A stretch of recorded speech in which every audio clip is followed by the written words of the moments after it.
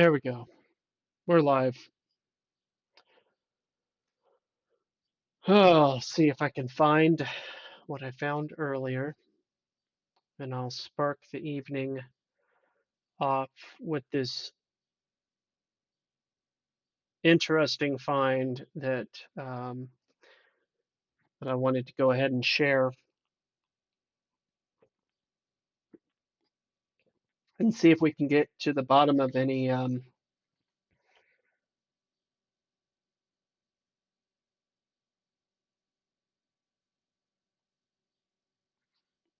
conclusions. We will see. We will see. All right. It is somewhere around page 96, I believe. Scrolly scroll. This is a huge 723 pages long. It's just hello. Hello. Good evening. I'm gonna let you get to your info before or your intro before I start bugging. Yeah, for sure. All right, so this started out, I'll give some context on why I stumbled upon Manly P. Hall's book titled The Secret Teachings of All Ages. I was trying to find a PDF of his other book, um, Atoms and Atomic Theory and Religion and Philosophy, or something along those lines. So what I was trying to do was gather some helpful information related to how the occult is linked with the theory of, well, the atomic theory or the theory of atomism. And there are many angles that you could go about exposing that connection. But as for me and what I was doing, I was trying to find his book, and the only thing I could find was a 5-part audiobook on YouTube. I didn't care to listen to 9 hours of material. I'd rather scroll through the book, do some keyword searching and that sort of thing. So, all right, the life. All right, so this is what happened. Is I found this book instead, and I was like, holy cow, 723 pages. Whew. These occultists, guys, wrote prolifically as if information was literally being fed to them by something outside of them, almost as if, right? They wrote so many words, and you'll find this is a very common feature, characteristic of occult writers, that they wrote a lot. So let me see if I can. Yep. So I was reading through this, and maybe I need to fix the. There, that looks better.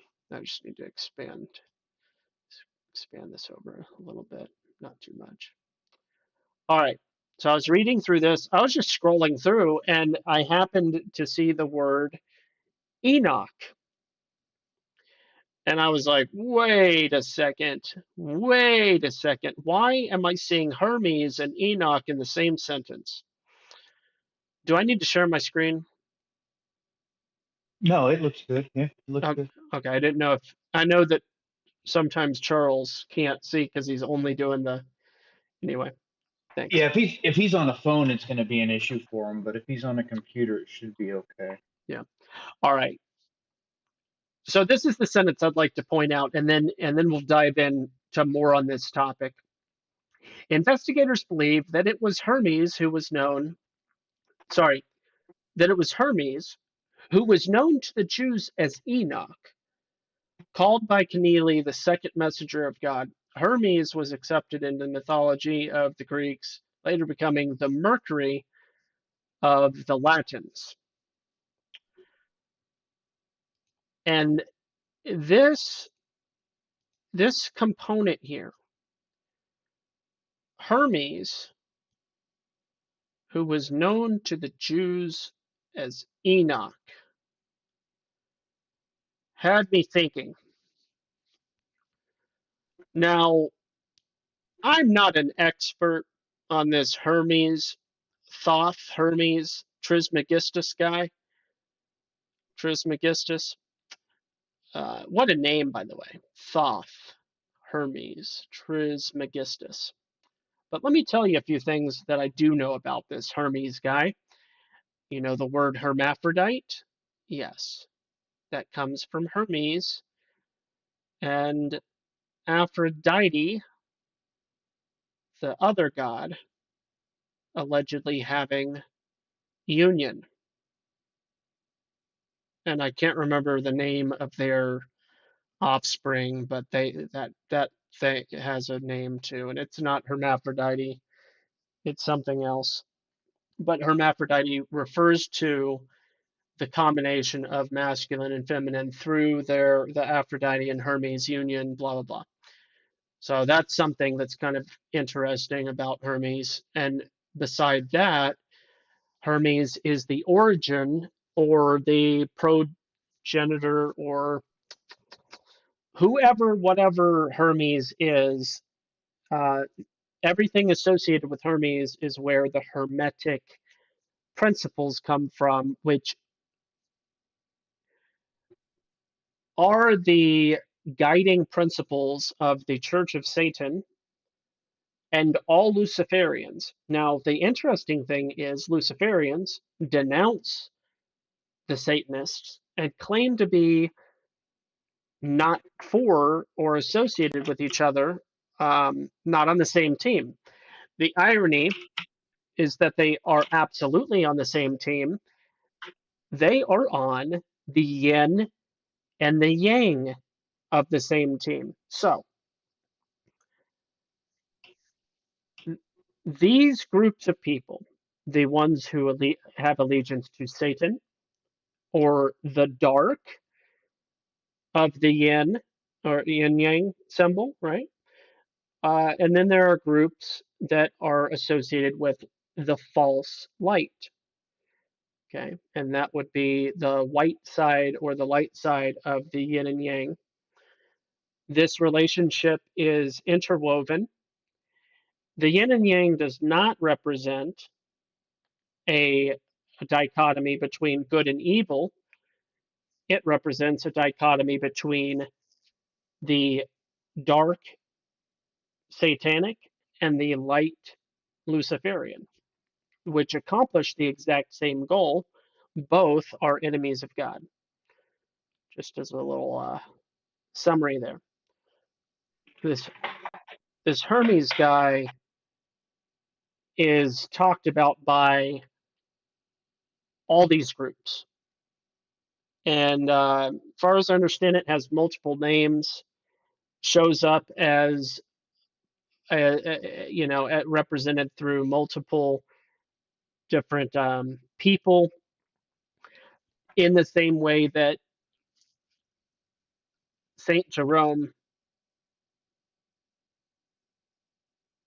sorry, Saint Germain, not Saint Jerome, Saint Germain also has a similar reputation in a different way, similar but different. Similar in that he's renowned and shows up over and over again throughout history.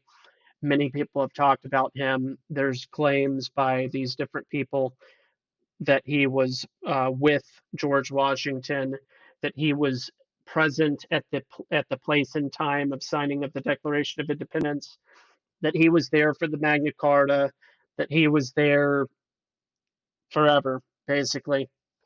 Saint Germain's a whole different thing. You know what? While I'm on the topic of Saint Germain, let's go ahead. I'll do a word search and see. Got any thoughts so far?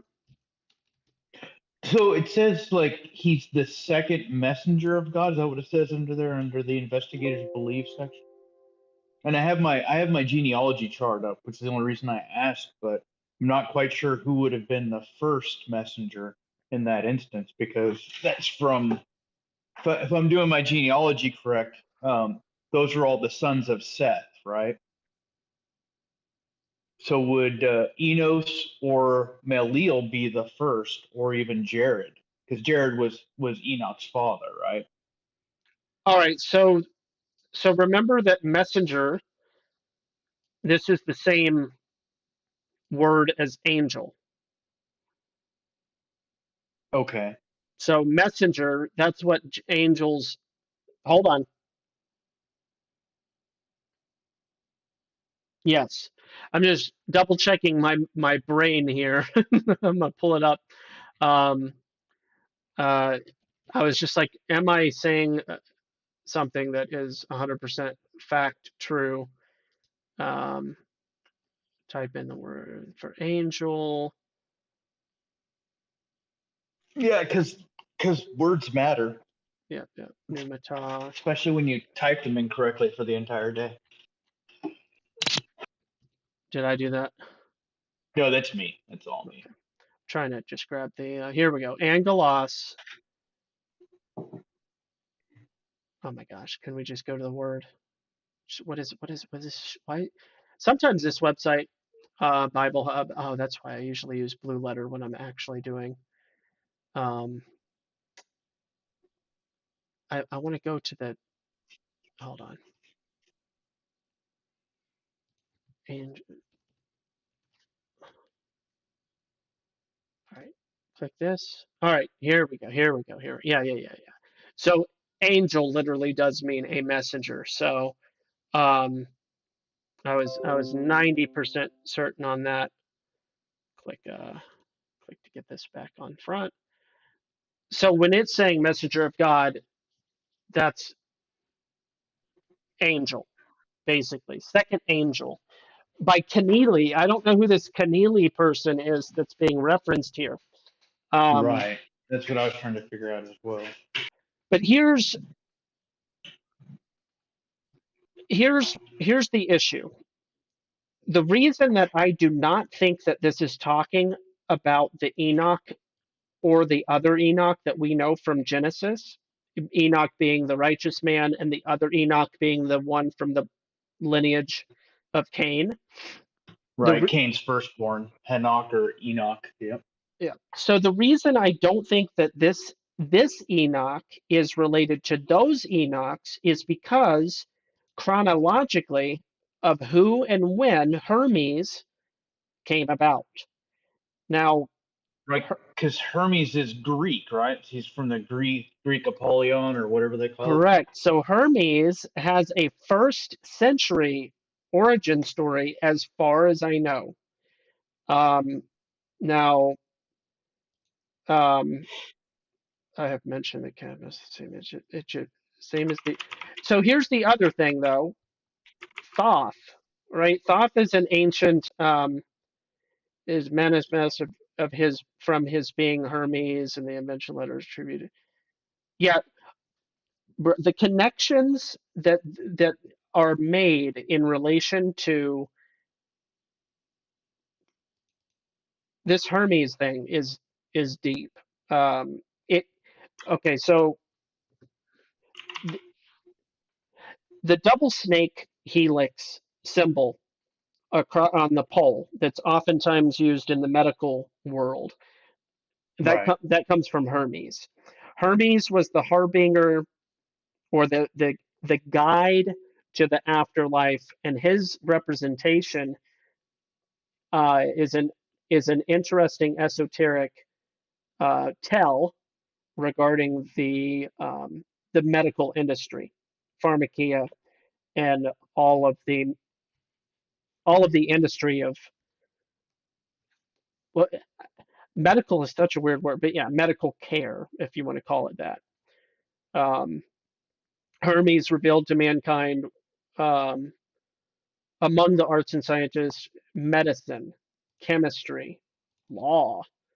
I don't know what arc is, but maybe that's geometry. Arc, Yeah, I would if it was arc, then he has crossover to trigonometry. the three. Yeah, trigonometry, but that would be part of the Jubal, Jabal, Tubal Cain, sons of Cain, and their gifts. One brought farming, the other one brought what uh, machinery, and Gotcha. then the third one brought animal husbandry. So astrology, music, rhetoric, magic, philosophy, geography, mathematics, especially geometry, anatomy, oratory. Pythagoras is is supposed to be related either in theory or in practice or something with Hermes. And then Hermes is credited for being responsible for changing the days from 360 to 365. Here, here's what fascinates me. I've been skeptical of the Book of Enoch for quite some time. I've seen trends related to people who are head over heels sold out for the book of. Did I say the Book of Hermes? No, you said the Book of Enoch. Okay, thank you. I'm gonna start calling it the Book of Hermes, um, and see what happens. Well, we can establish right now that the Book of Enoch is not canon at all. Correct, and a lot of people take issue with that because they go, well, the Ethiopians, and I say that's nice. By the way, that was 1400 years ago at best. Right. Well, and the easiest explanation for this is Jesus ratified the Old Testament. He ratified the Old Testament by preaching from the Septuagint, which was translated from the original Aramaic and Hebrew into Greek.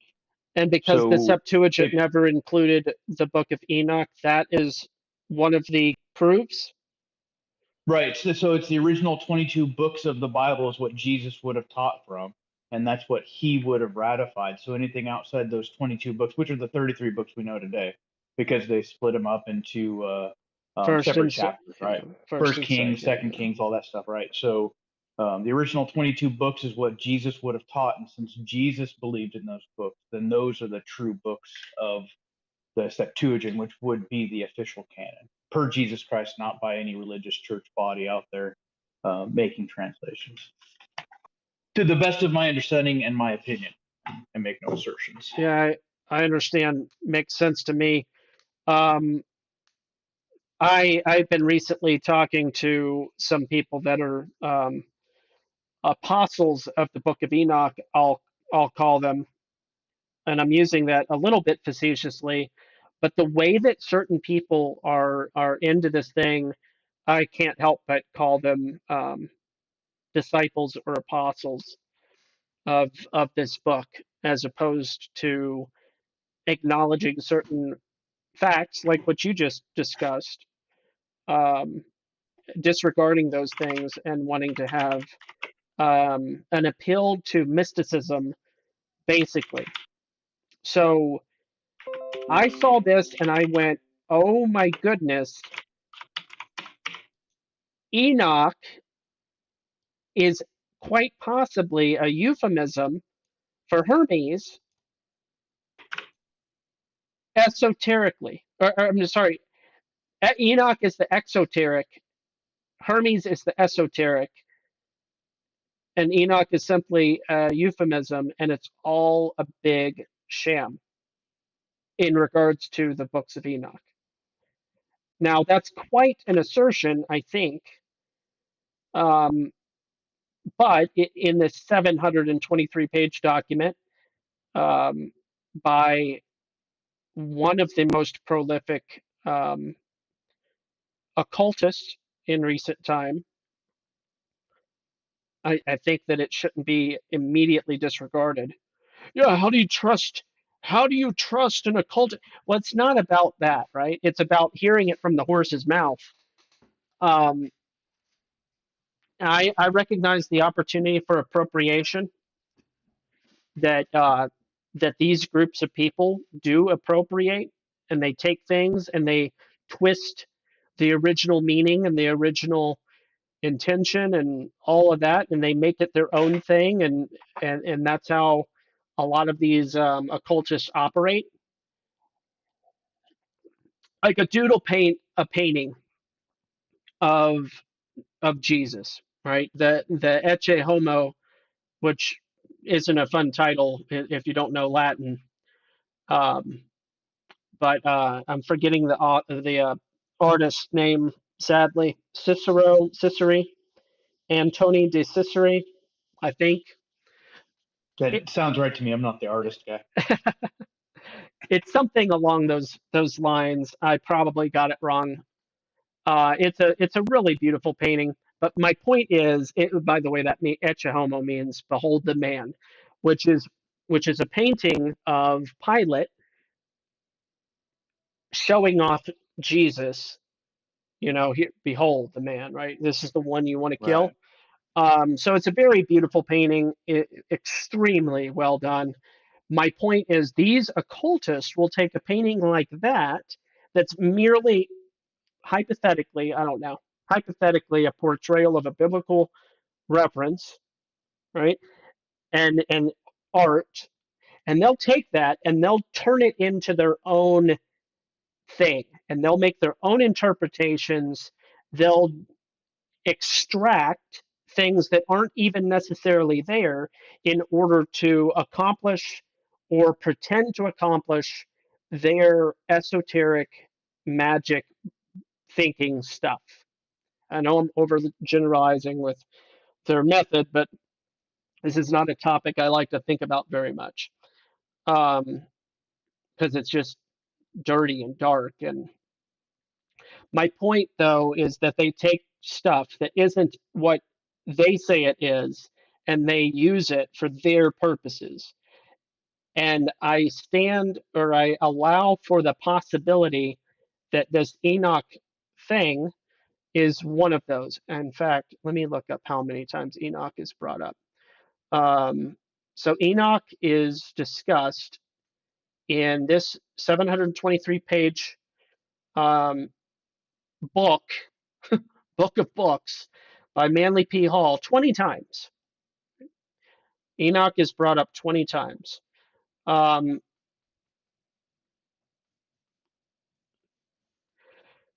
and over and over again, of course, Hermes is the decisive entity to be associated with. So let's see.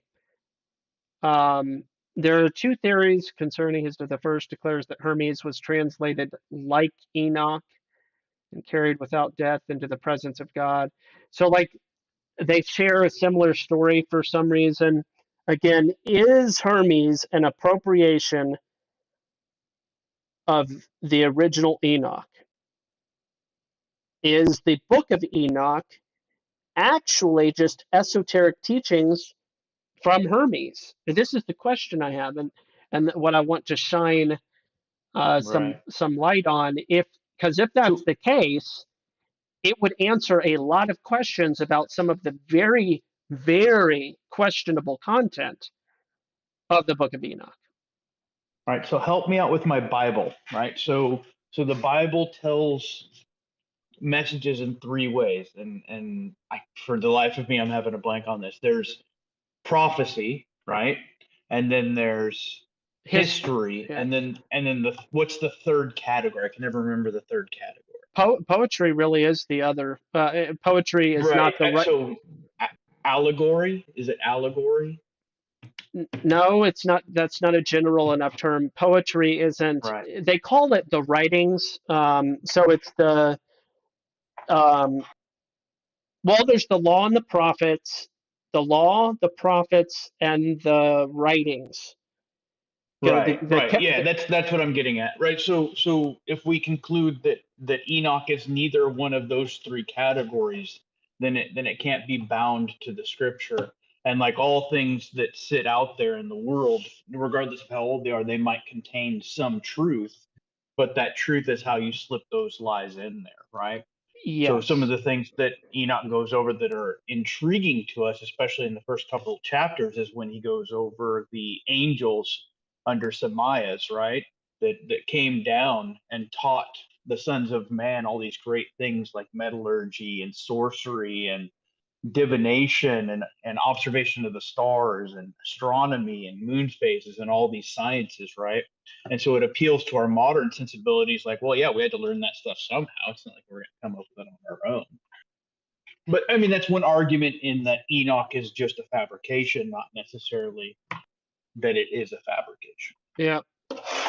So this Keneally guy, I don't know who this Keneally guy that he's referencing more than once. Apparently, Keneally was highly interested with the Book of Enoch. And by the way, I haven't read again. I haven't read the 723 thing, the 3-page document. I plan to never read this. Um, Manly P. Hall discusses and considers Jesus as an esoteric concept and talks about Christ consciousness and all of those new age things. That's where that stuff comes from, is from the writings. I'm not saying that Manly P. Hall is the first.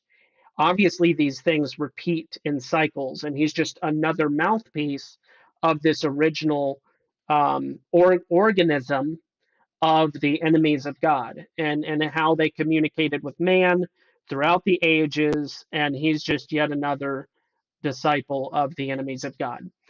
Um, but with that said, right here it's just talking about Operation Monarch. It doesn't say that, but I'm drawing parallels between the Monarch, MK Ultra and Monarch program of the government with the butterfly, right? And they're making esoteric connections of the Messiah as a caterpillar and all this. It's a bunch of, again, it's very dark, and you may see my discomfort over and over again, because it obviously rubs me the wrong way to see the esoterics, the occultists, the people that have the new age messages. It's so nonsense that it makes you, as you try to decipher or comprehend what you can't comprehend because it's literally intentionally corrupt and confusion. In the process of trying to go, wait, what? It messes with your brain, and I think that that's how people get duped into falling um, for the mystery religions. They, instead of realizing the trick of the mind games of the author of confusion, instead of like recognizing that, going, oh, I don't want to play that game, people fall into being fascinated by it, um, and lusting for it and wanting more, becoming Gnostics, all of that. Um, I mean, look at this. This is ridiculous. The Garden of Eden represents the house of the mysteries, the vision of Enoch. See the vision of Enoch, right? So the Right. the appropriation, the impostery. I know that's not a word, but everything that they do, it's insidious. It's very insidious. I'm just looking for references to Enoch throughout this I, document. Go ahead. I found Dr. E.V. Keneally's book, The Book of God, The Apocalypse of Adam Onez, The Book of Enoch, and the Book of, it doesn't say the third one, but that's the PDF versions of the 3 books that I put in the chat. Gotcha. Occult mystery. Yeah, yeah. Um, Yep. yeah. Oh, so the first name of Hermes is associated with tarot. So Thoth is somehow also associated with tarot. If I'm not going, here's what I've been doing. I haven't been conceding, but I've been treating people that are interested in the Book of Enoch as, well, I wouldn't say, how have I been acting? I've been, I mean, it makes me sad and suspicious, and I go, oh man, I wish they weren't. I wish they weren't doing this. I've seen this. I've seen how bad this can go so many times. So that's been going through my head. But now my perspective is shifting, and I'm going to look at anybody talking about the Book of Enoch in a positive way as if they were talking about, um, what's the thing? What's the satanic board game that? The Ouija. Yeah, they may as well be talking about the Ouija board in a positive way. They may as well be talking about necromancy in a positive. Well, how dare you talk? I mean, it's just a Book of Enoch. Oh, my Book of Enoch. Um, no, I'm dead serious. Like this, this is enough for me to go no, no, no, no. And by the way, Yeah. um, Uh, became wanderers here. on the face of the earth. Manly P. Hall might have known about the face, the single face of Earth. What you were going to say something? Yeah. So I'm gonna post in there what one of the things that Keneally stated about Enoch, right, and what his thoughts were on it. So I just tossed it in there real quick in the restream. But it basically says that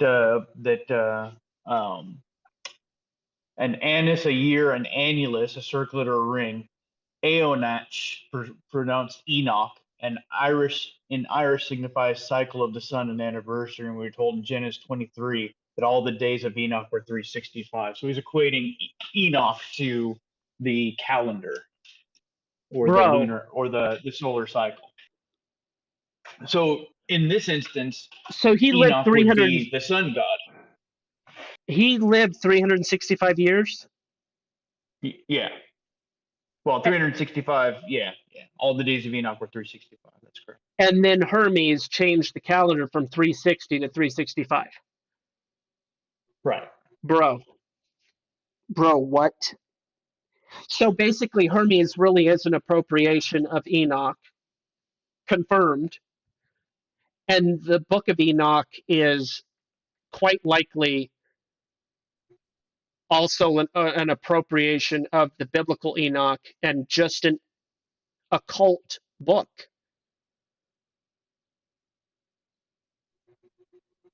So here's the thing. Oh, it goes further, right? So it says he goes on to talk about Polynesian groups, right? Um, for the perfect version, this goes into the practice of Balaam, right, which is the Queen of Heaven and the Queen of Heaven Vestal Virgin who brought forth um, the child of the gods through immaculate conception, who was died and resurrected.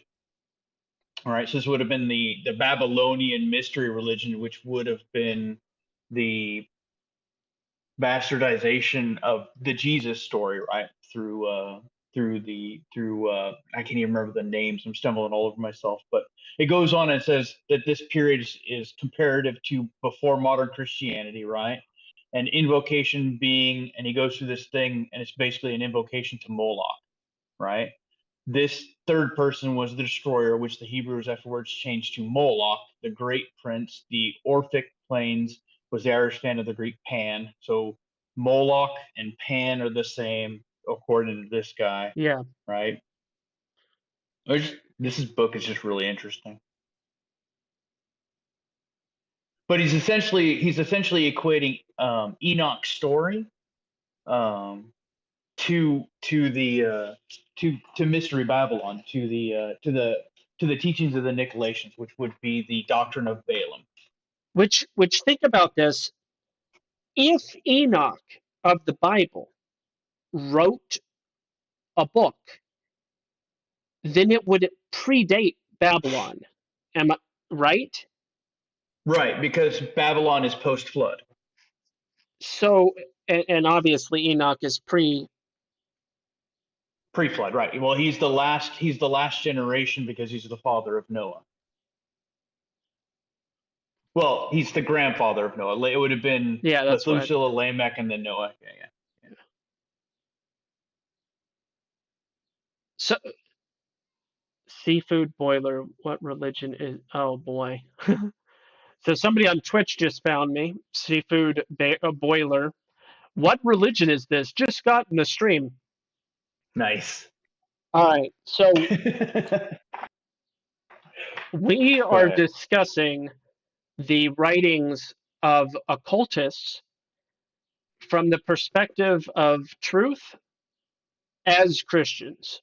To answer your question as directly as I can. Um, so we're not talking about religion. We're, as the title of the video suggests, shining light on in dark places where people are getting caught up in a lie. And that is the lie that the book of Enoch is something of value, something to glean knowledge from, um, as if you could get nutrition from slurping on the phallus of Satan. It is equally absurd to suggest that you could get value, quality, or knowledge from um, the occultists. Now, I can use the words of an occultist to expose other occultists because they love to brag and they love to self glorify. And on those premises, I can use Manly P. Hall's words to expose what's going on. So, like critical Bible studies, but for fringe cult text, you maybe you could put it in that way, but it's not really. Obviously, it's not biblical studies. It's not critical studies. I think I explained myself just fine.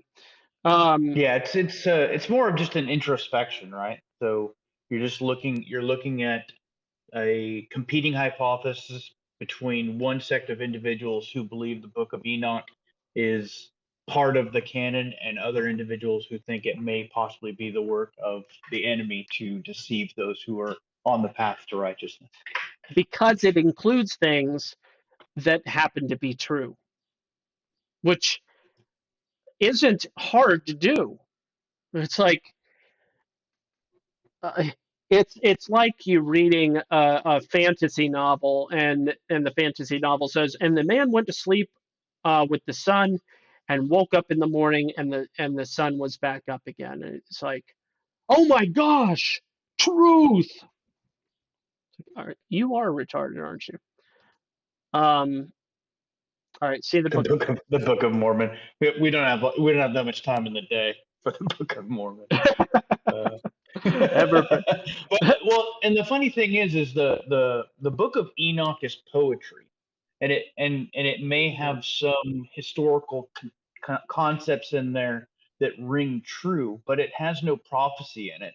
It doesn't disclose anything that would be outside the normal esoteric knowledge. But Uh, it has some content that very, very likely is a perversion of the historical narrative given by Moses, right. particularly in regards to naming special creatures and types of demons that were present in the garden.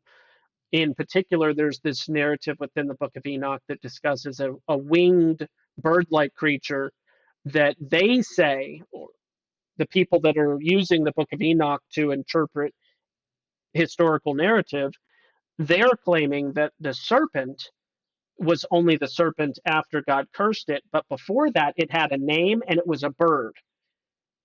And Hmm.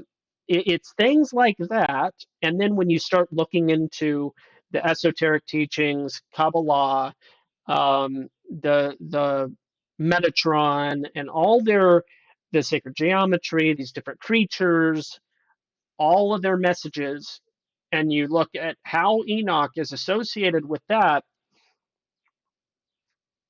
oof. Oof. By the way, yes, I have done videos about Mormonism. There was a friend of mine that would be in the chat on a regular basis. He was a Mormon. Um, I didn't know that for a long time, but I eventually found it out when I was discussing the divinity of Jesus, saying that Jesus was one with God. Um, and he took issue with that. We had a conversation. I started discussing how Mormonism was a false religion, a false gospel, and so on. And he parted ways because it was not conducive to his belief system to be associated with somebody that had that understanding. So anyway, Yeah, staggering amount of former Mormons are now staunch atheists. So yeah, yeah, it's unfortunate. it is. So you've got Hermes and the Emerald Tablet, and then yeah, I'm just scrolling through. I'm at number 10 now of the 10th reference of Enoch in this thing, and the patriarch Enoch, whose name means the initiator, allegedly, is evidently the personification of the sun. There, you said it first, sir. Did I say it? Did I call it? Did I Yeah, call the yeah, personification of the sun? yeah. It's exactly what Manly P. Hall is saying. And then it says, since he lived 365 years. Well, I mean, it's amazing how many of these esotericas, is that a word? Can I use that word? Sure. All revolve around the Eastern sun god of Babylonian worship. Yeah. So, and it's just the Okay. same rehash over and over again. Okay. Light bulb. Eastern sun. Guess what was in the east? The, the Garden of Eden in the east, Right. guarded by somebody just the other day asked me, do you think it's rational to suggest the possibility that the flaming sword that turneth every which way is actually the sun? Ooh. And I was like, That's very interesting. I said, it's possible. In my estimation, it's not the most irrational thing I've ever heard. I'm not even going to say it's irrational. I think it's rational. It's it's what's a word for it? Poetic. It's metaphorical. It's it's not very literal because the Bible says a cherubim guarded it, and that he set the flaming sword would turneth every way. So now with this Enoch thing, with their obsession with sun worship, wouldn't it be interesting to find out that there is a connection there, and that the reason that they're obsessed with sun worship is because they're actually obsessed with the trees that are being guarded, because that's what And every maybe it's just that one particular tree that they've lusted after in their evil hearts since the beginning. the tree of life that they can't Yeah, probably. that they can't have, but they seek it and they work for it, right? Works righteousness, the Gnostics, like every aspect of every religion ever that is based on works and seeking knowledge and ascending. What if the sun worship is actually just the gateway to the tree of life that they'll never access? Um, it actually brings what appears to be figurative back to the literal if you look at it that way. It's like a roundabout. Oh, the sword isn't actually. I mean, maybe the sun is a turning sword. I mean, maybe the sun is a flaming sword that turneth every way. Maybe it is. How could we know? But man, I don't know. It's interesting to think about, and especially when you consider the endless obsession with sun worship throughout all of the um, derivations of Right. Mystery Babylon. Well, and it even extends into the New Testament, into the revelations of Jesus Christ as written by John, in the second chapter where he rebukes the seven church, and he talks to, oh, is it the church at Thyatira? Um, Let me look it up so I'm not wrong. That way I don't sound like a complete babbling fool. Um,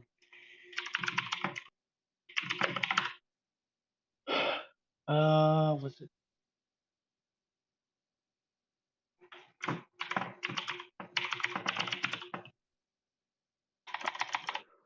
Okay, yeah.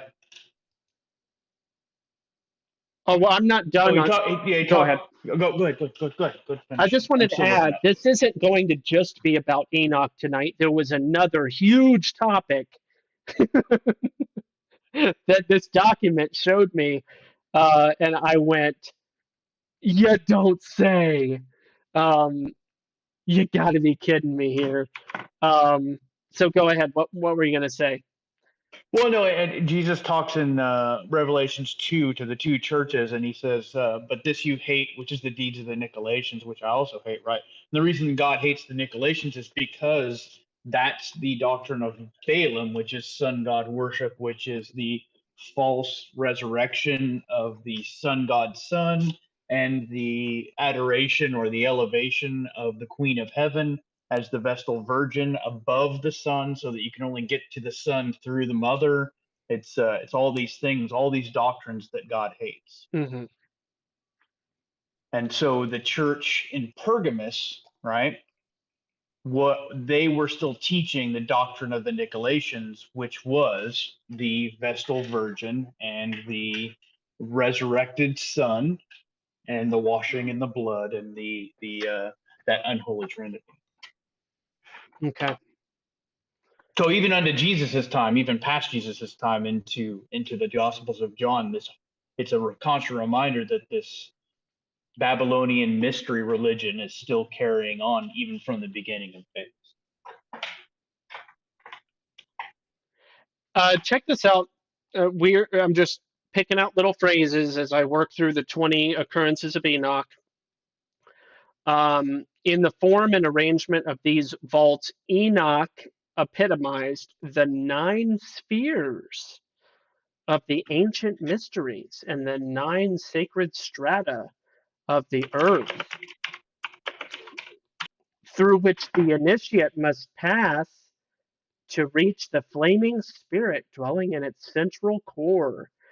Heliocentric and all that sort of incorporated mysticism and stuff. Very interesting. Wow. Um, So the only reference I found to the 9 spheres was Dante's Paradise, the 9 spheres of heaven. okay, and Dante wrote that. It was the one that's 1600s. Let me check. I'll have to look on the Wikipedia because I'm terrible with dates. Because Manly P. Hall is a turn of the century guy. So 1900, he's a early 1900. So yeah, it definitely would have been before this guy wrote this for certain. Dante wrote. That's old.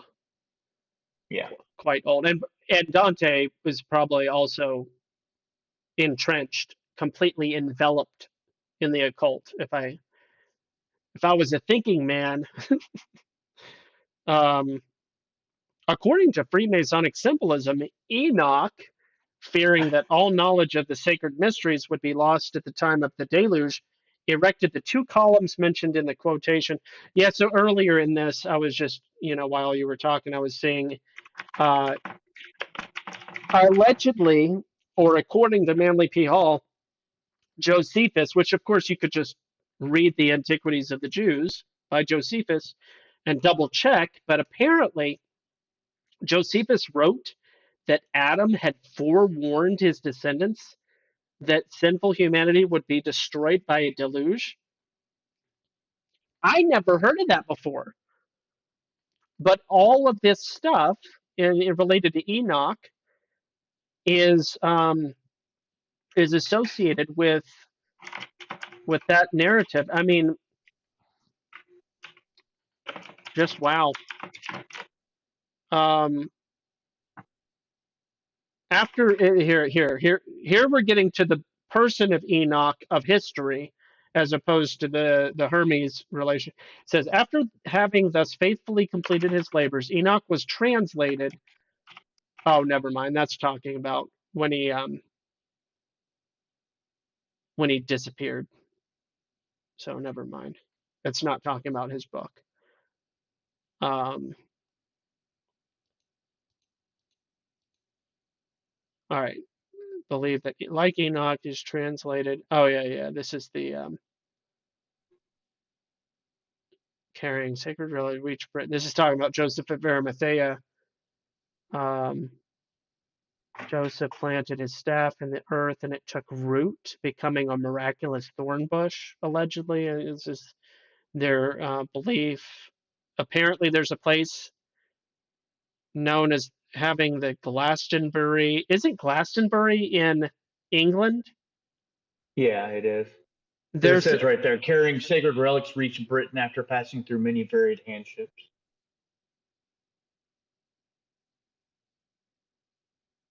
you're a faster reader than me.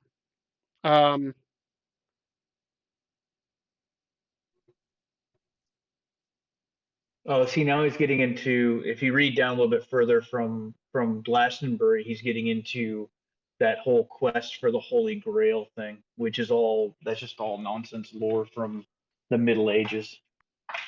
Yeah. Christian mysteries 18 centuries ago that can be discovered today. Yeah. All right. Next with Enoch here. Joseph, Enoch at the gate of the second John. Yeah, it's just more. Oh, Manly P. Hall is even talking about Muhammad in this document. Yeah, I see that. In fact, I read a whole thing on another website talking about this document. They were like, Manly P. Hall really, shares some of the most prolific understandings of science and physics and all these different things. They're like bragging about Manly P. Hall, and he's like, but he did kind of had some weird conspiracy theories about Islam, and I'm like, wow, so people are lost. I mean, but yeah, apparently he was really talked a lot about the Quran and has some interesting conspiracy theories about Islam. Interesting.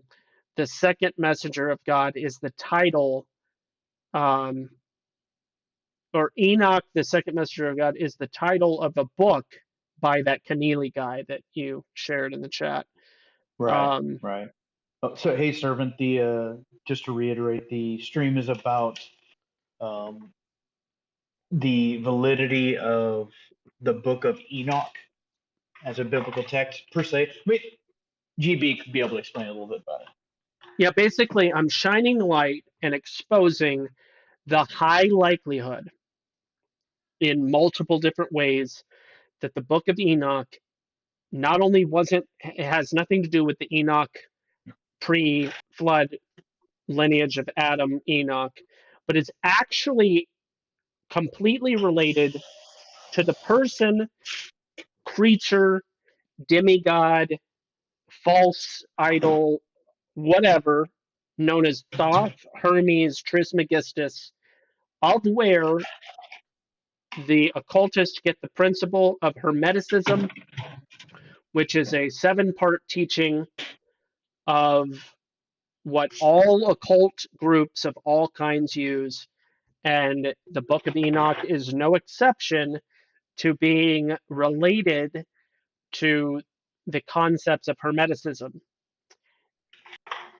And I'm shining a light here so that anybody that actually cares about the truth and doesn't want to be a disciple of Satan or Lucifer or the enemies of God can go, oh, well, I was fascinated with the Book of Enoch, but it turns out that you're right. Maybe, I don't know. Do your own research. I'm using an occultist, a famous occultist, to expose this thing. Why did it pull this up? I don't even see the word Enoch. I don't. I might be a screen behind you. It's like it's all a whole sentence. Oh wow. Keys to the mystery of Kabbalba. I don't know what in the world that's about. They were just talking about the um, tree of knowledge and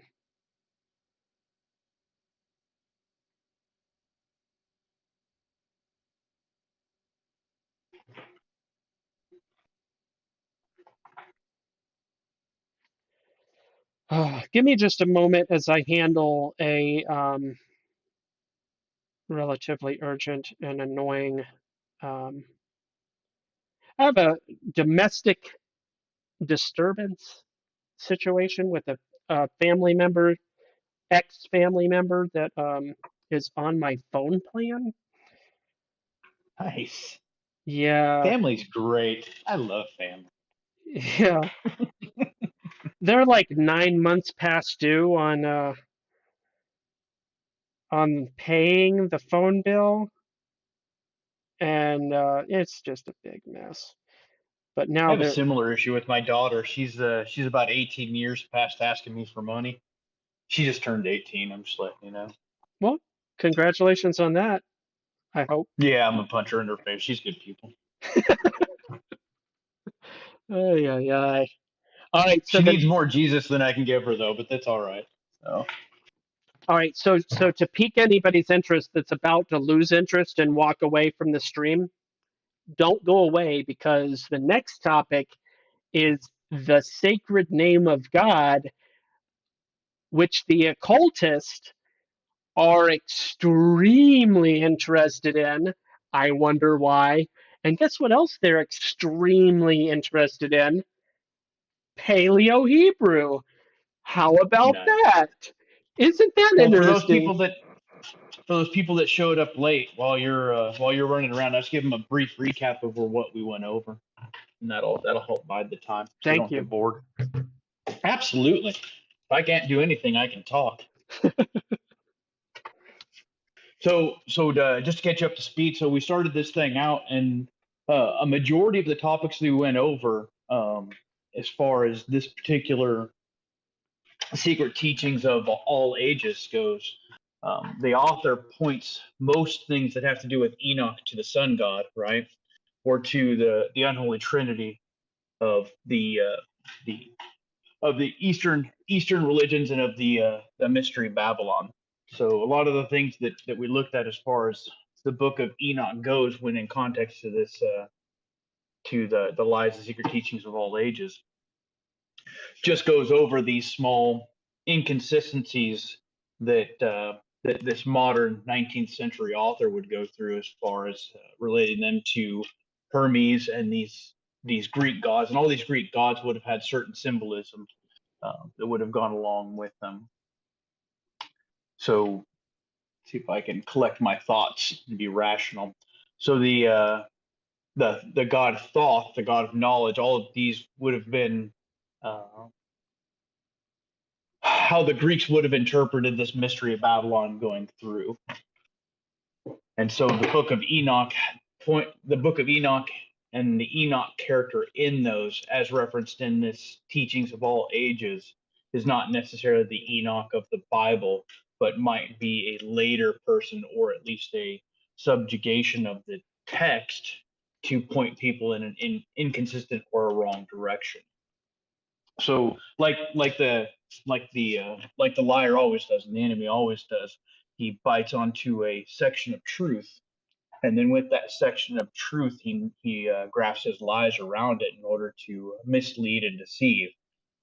Because the ultimate goal of the deceiver to is to get you to choose to turn away from God. And the ways in which he does that is through deception and lies. In the book of Enoch, it's very possible that contains just enough truth in it to accomplish that mission for a number of people that GB has been dealing with, or at least talking about. So, Yep. All right. and hopefully that was a sufficient explanation. Yes, I think it was. I was listening. Excuse me. These things. All right. So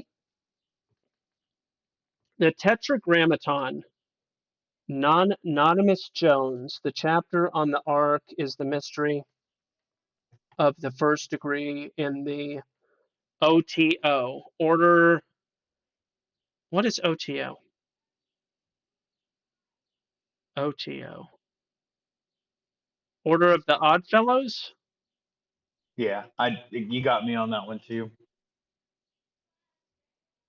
Because I thought the Oddfellows had a different acronym than OTO, but if Order of the Oddfellows might be OTO, I don't know. Ordo Templi Orientis. Ordo Templi Orientis. OTO. Is this the is that different than the Templar? Crowley's Golden Dawn turned into revamp of Freemasonry. Okay. Gotcha. So it's associated with Crowley and all of that. And he said the chapter on the Ark is the mystery of the first degree. Okay, yeah. If he's, I guess you're talking about Manly P. Hull, and there's a chapter specifically related to the Ark. Yeah. Order of the Oriental Templars. Yeah. Okay. Yeah. Yeah. So Manly P. Hall and other occultists are apparently extremely interested in the Tetragrammaton. Okay, they're also extremely interested in the Paleo Hebrew. For instance, let's look at the word paleo. Watch it not show up anything. It's probably Nothing. gonna send you all. It'll send you all the diets. That's what it'll do. No, I'm looking I'm In the looking document, I get at it. this document, yeah. Hebrew. Well, he does use the word Hebrew 73 times. What was the word? Canaan? Font, not font, alphabet. Alphabet. All right, here we go. The numerical values of the Hebrew, Greek, and Samaritan alphabets from Higgins, Celtic Druids. So the Celtic people who carried occult knowledge from somewhere, help my geography. The Druids were in England, right? Or no? Were they in Europe too, the mainland? I mean, everybody was in the mainland at one point. Yeah, I'd have to look at it, but it seems like a British kind of Isles thing. Yeah. So when I was looking at, so just Celtic. yeah, They're Celtic that's what cultures. that's exactly what I thought. Well, with that being said, they were extremely occultic. Like the teaching, if you look at the history of the Druids, it's verbatim. The Hermetic principles, all of this stuff. They were devout disciples of these teachings for sure. But I'm looking through this book of and then he's talking about the 33rd degree. He talks about Metatron in here. He talks about the numerology. He talks about the Proto-Hebrew text.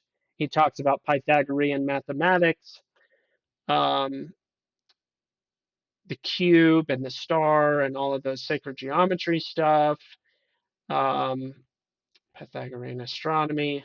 Interesting. But I was trying to get to the Yod He Vav He stuff because when I started scrolling through that and its associations with the occult, I was like, man, isn't it interesting that all these people that I know that are all into the sacred namery and they're saying Yehoshua and Yah and all these things, they're also hardcore into the book of Enoch and they're into the Paleo Hebrew myth. And what I mean by myth there, I'm talking about the taking the Hebrew scriptures, putting them back into pictographs, interpreting the pictographs to create a new story with new meaning, and claiming that there's value or quality in that. Well, that's a fallacious method, and it can be proven fallacious by applying it to the whole of Scripture. Well, then they say, well, Right. it can't be applied to the whole of Scripture. It can only be applied to these certain things. Well, how did you derive the specific things that it could only be applied to? Anyway, lots of Well, it doesn't match up to the same scrutiny that the New Testament does. That the New Testament references it references every book in the Bible in the Old Testament. So, and the book of Enoch can't actually do that. So here we go. The Kabbalah, which gets all sorts of different spellings, you may be aware, the secret doctrine of Israel. Albert Pike, wonder if anybody's ever Really? heard of that guy, quoting from Transcendental Magic, thus sums up the importance of Kabbalism as a key to Masonic esotericism. Esotericism. Sorry, I didn't say that quite right. One is filled with the No, admiration. What's that? I said I butchered it earlier. So Well, check this oddity out. Kabbalah with a Q and a double B. Kabbalah with a K and a single B. Maybe there's more to this misspelling or alternative spelling than I'm aware of. well, I think the second one is traditionally the way the Hebrew is translated, or modern Israeli, anyways, into the KAB. The Yeah, Q might be another dialect. reasonable. Yeah. Penetrating into the sanctuary of the Kabbalah, seeing a doctrine so logical, so simple at the same time, so absolute, blah, blah, blah, blah, blah, blah, blah, blah, blah, blah. But numbers, letters, alphabets. So let's see. Then they get into the name of God somewhere in here. Oh, they talk about the Zohar, which one of my highest viewed videos. Not, I don't think the highest, but one of the top viewed videos was the Zohar is satanic. I can't remember the exact title, but something along those lines. Um, it has gotten a lot of views, and I was just me ranting, um, just ranting about the Zohar. At the time, I was um, talking to some folks that were into the Book of Enoch, into some of these things, and they were trying to say that the Zohar was innocent, or I don't know what they were saying things. And I was like, I looked into it and found out, nope. Um, the 72 names of God. All right, Nice. let's see what happens when I yeah, that's what this picture is, and it's just a will starting here with the number 1 going around. I can't read any of this really. Well, I can read some of it, but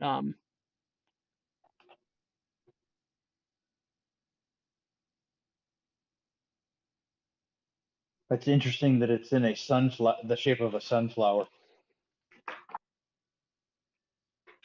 or Not that I'm seeing a pattern. yeah, yeah, precisely. All right, so oh, that's nice.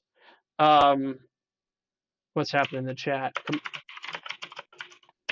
Oh, and then it equivocates name with powers because again, it's all about word magic. By the way, remember this is early 1900s. This Manly P. Hall guy, and this concept of Judeo-Christian. By the way, that word Judeo-Christian was originally an insult of part of a political campaign, an ironic usage of the term that got later, 20 or 30 years later, it got reappropriated as a positive thing by an alleged alternative party.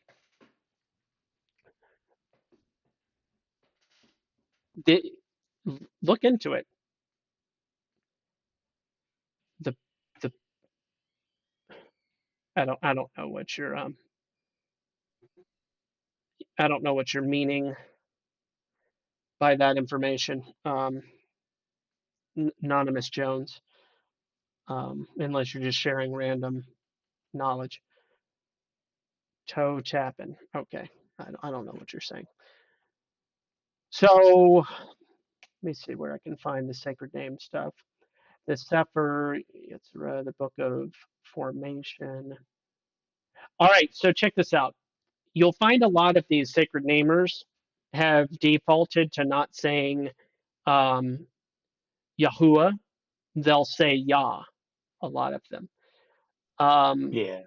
And Well, it's a big trope going on right now is the fights over the name of God anyways and the name of Jesus.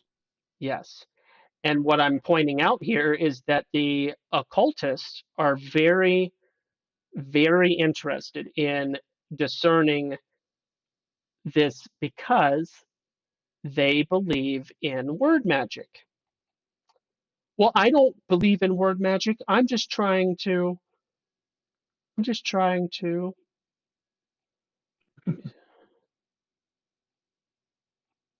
it's starting to look a little awkward is all I'm saying. So here's hey Vav, hey oh Yod hey Vav hey. Okay, so they wrote this in reverse order if you're reading because Hebrew's from right to left. So I'm like, what is hey Vav hey ya?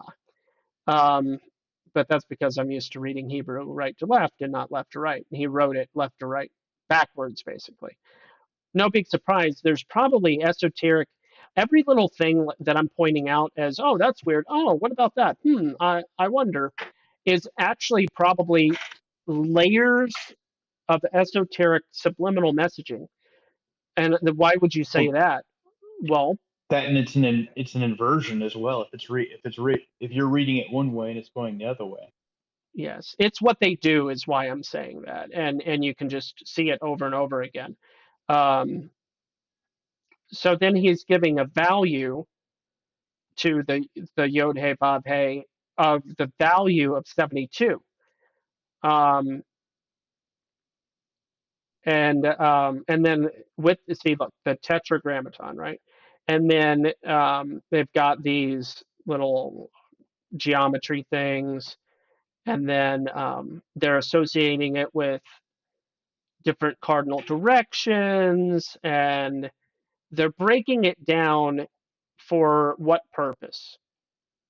And the answer unveils that they're breaking it down for the purpose of power that they believe that they can accomplish um, by using these words, by using the name. And I almost am less suspicious of the Chaldeans, who may have been aware of this in approximately 600 AD, which was my understanding of approximately when the Masoretic texts were given their vowels, and they did their thing where they put Elohim or Adonai, or when they switched out the words and everything.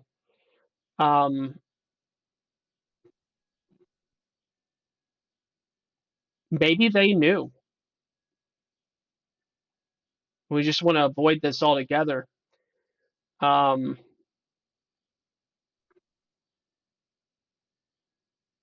Fundamentals of Kabbalistic cosmogony.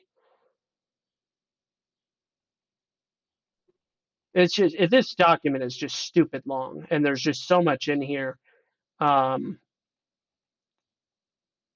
And I really don't want to go over, word for word everything that he's saying, but I'm just pointing it out,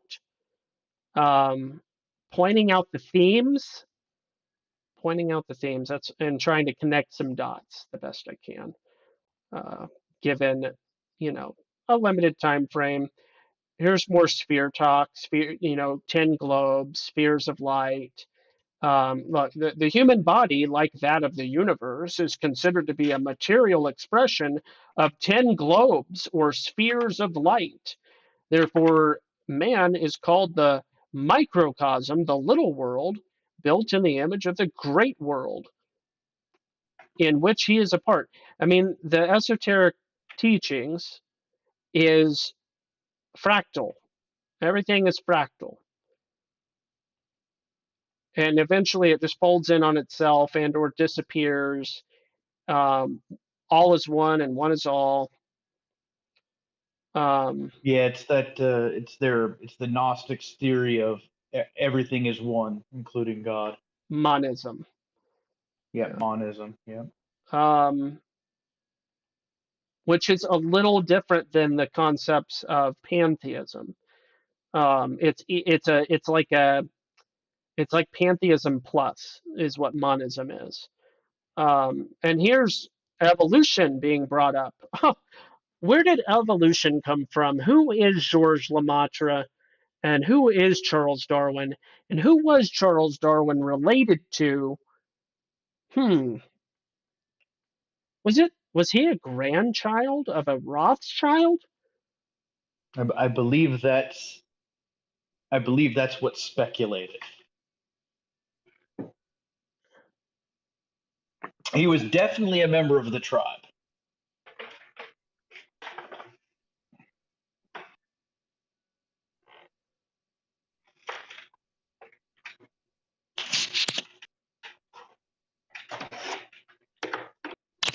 Well, welcome to the channel, Anonymous Jones. Never seen your screen name before, but you're welcome to hang out anytime. So here's some esoteric premium mobile. The zodiac. Saturn is associated with the zodiac. I thought the zodiac was like all of the constellations. Well, remember the zodiac changed too, because there used to be 13 months. Yes. So the zodiac today is abridged. But the zodiacs have their primaries and their alternates. They have their power planets, and then I don't know. My sister used to be into all that stuff, and it drove me nuts. Yeah. And this is some more of the numerology, gematria type stuff in here. Here's the sacred geometry. Here, I'll expand it real quick. What is this called? The Tantra? The diamond shape, Hebrew diamond shape that is also used by the Hindus. And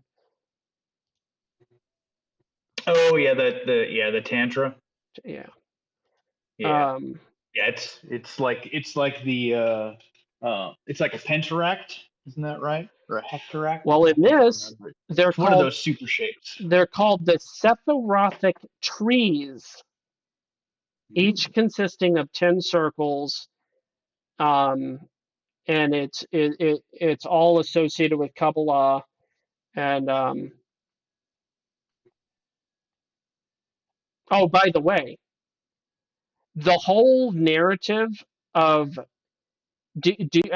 were you aware that the whole logos and logos is in everything is actually associated with occult teachings? Really? Yes.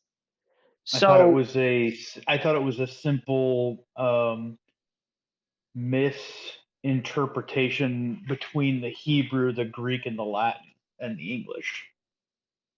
well, I'm talking about the esoteric concept that everything that exists has logic and or order, the Oh, okay. logos.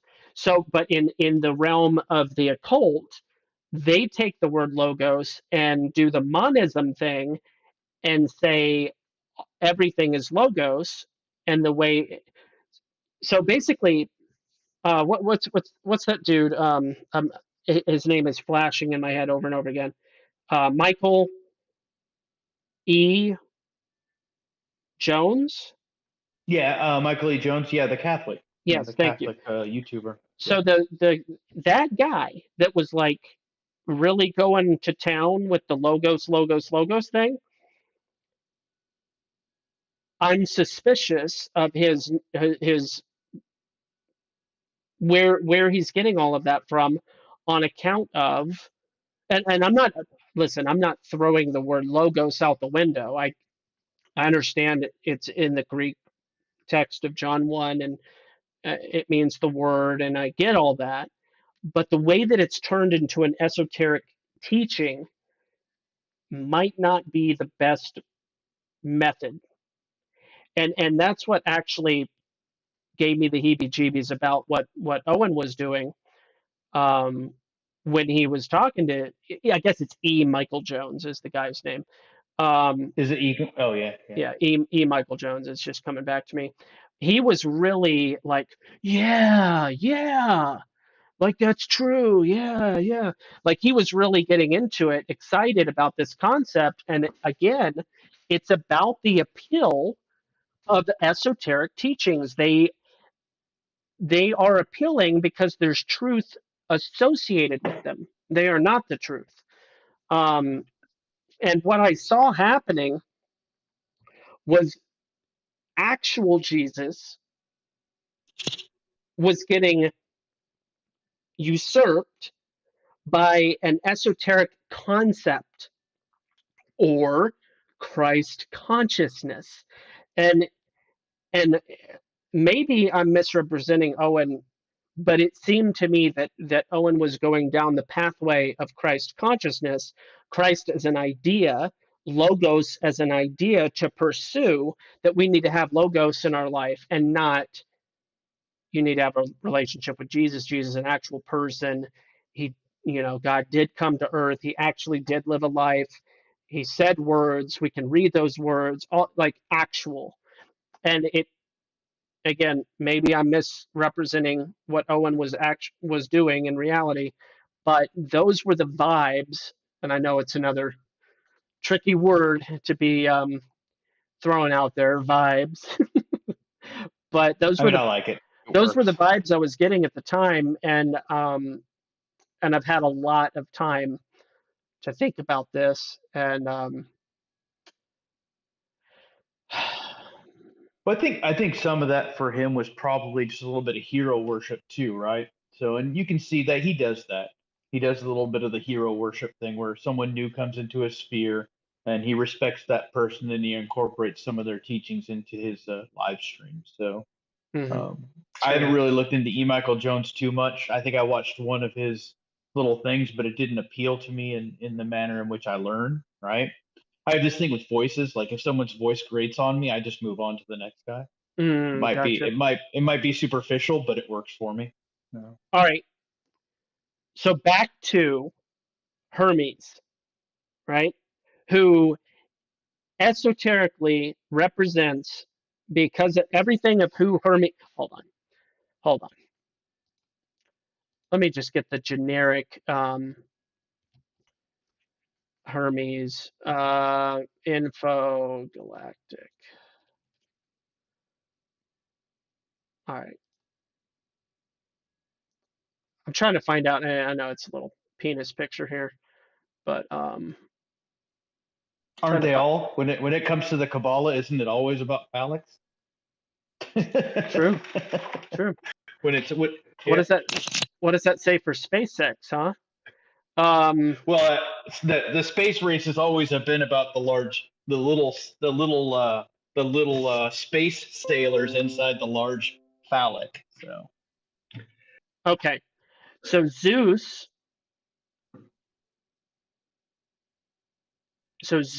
and Maya were right. his parents. So Uh, this is remember when I was talking about Mystery Babylon and the doctrine of Balaam? This is it right here. Zeus and Maya. gotcha. Now, what I'm trying to, here's all the different, okay, consort, which means things, the ones that he had relations with. That was Aphrodite. So, Right. what I'm trying to point out here, I'll get back to this and this, is the concept associated with Hermes and or the Hermetic principles is this concept of the union of male and female in one, and the divine um, androgyny. And if you listen to very many occultists, they'll talk about the divine androgyny over and over and over again. They're seeking a super being status by ascending into an androgynous state. And uh, isn't that interesting to not be male nor female as some type of ascended state of being, um, something that they're trying to accomplish? Now, exoterically, the transgender movement and other aspects related to gender movement or change or combination or whatever, exoterically, what it accomplishes is just crimes against nature. Um, but One might even say that the earth was flooded for similar reasons. oh, for sure, yeah, absolutely. But by esoterically, there's a lot going on here with this concept of the male and female, and what they're doing. The occultists, they're taking the name of God and they're claiming that each of those letters has its own independent meaning, which is a nod back to the Paleo Hebrew methodology of reinterpreting scripture, okay, under the pictographic representations and then retelling a new story. Well, the occultists do this, and I'm pointing that out now, where it's saying the yod represents the mother, and the yod is the father, and the hey is the mother, and then the other letters mean these other things, and even though there's two Heys in Yod Hey Vav Hey, but I'm just pointing it out. I'm just, hey, check this out. Don't check it out too much, but notice what's going on here. Um, Now at this time, Manly P. Hall is trying to say that the name was pronounced Jehovah, um, and he's got esoteric representations for each of the letters, and it's going through all this all this garbage. And then of course the Yehoshua that people are always talking about. Um, you know, he's talking about all these things that are the topics of the sacred namers, and I find it very interesting. Oh, and here we go. The Sephiroth in the form of the solar system. What do you know? What do you know? It's almost like they love circles. Yeah. Well, they are a cultist of alleged balls. So Yeah. by balls I mean spheres, and by spheres I mean endlessly empty space with no one out there. So Yeah. Application of gematria, blah blah blah. Just it again. These are dark places. Um, Dark places, and I just wanted to point out, um, shine some light in some dark places, and these different topics that if some people out there watch this video, they're going to be like, I've never heard of sacred namery. I've never heard of people obsessed with the name of God. I've talked to these people. I know people that have never heard of these movements that are happening en masse, as they say. Lots of people. Um, and why would I say lots of people? Because I'm talking about millions upon millions, various groups. It's not just the Hebrew roots movement. It's it's people that call themselves Nazarene. It's people that call themselves well. Anyway, there's a lot of different groups that are seeking special knowledge, special status, the illusion of reverence. well, and there's always a constant battle over who's the special boy when it comes to the major religions of the world, anyways, right? Yeah. So it's probably just another leg up saying, well, we have the secret knowledge, so therefore we're the real church. Hmm. Well, and I think a lot of that just flies in the face of Jesus' teachings, where the body of Christ is not a physical building or a council of members. It's much more spiritual than that. But you have to omit a lot of things out of the Bible in order to make a lot of these things work. And so that's why most of those major religions that believe in such a manner of hidden knowledge or in secret teachings or that discredit the Bible, they douse themselves in the occult in order to make it happen. I'm scrolling through the chat right now. I'm catching up on a lot of messages I missed. Yeah, so there was what is the one? It's the Pope's fish hat is actually Dagon, is right? actually yep, it's Dagon. Yep, the god Dagon. Yep, in Yeah, the form of a fish, which is also ancient Babylonian mystery religion. So yeah. there's a lot of those things, along with the Golden Temple and the his throne is one of those weird thrones too. That's got some esoteric meaning to it, or I don't know. He's sitting on one of those things. Restream. Well, just takes care of getting messages to all the platforms most of the time. It's not perfect. Yeah, that's a good point. The tetra.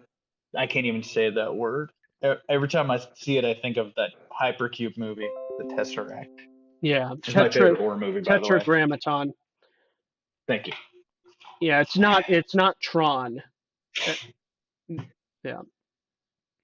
Um, See this the bisexuality, the androgyny, all of these things,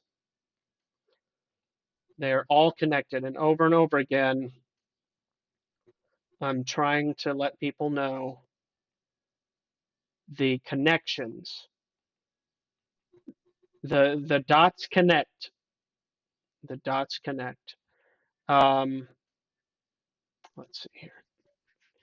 Te- yeah, let me see if I can find. I was looking for the references to the Paleo Hebrew because it didn't use the word paleo. um it uses the word alphabet a whole lot. philosophic alphabet. Never heard of such a thing. Um, I pursue that by the 22 major Hebrew, the paths of wisdom.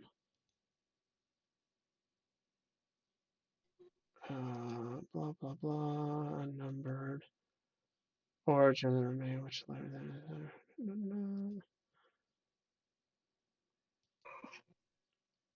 the magic writing. Yeah,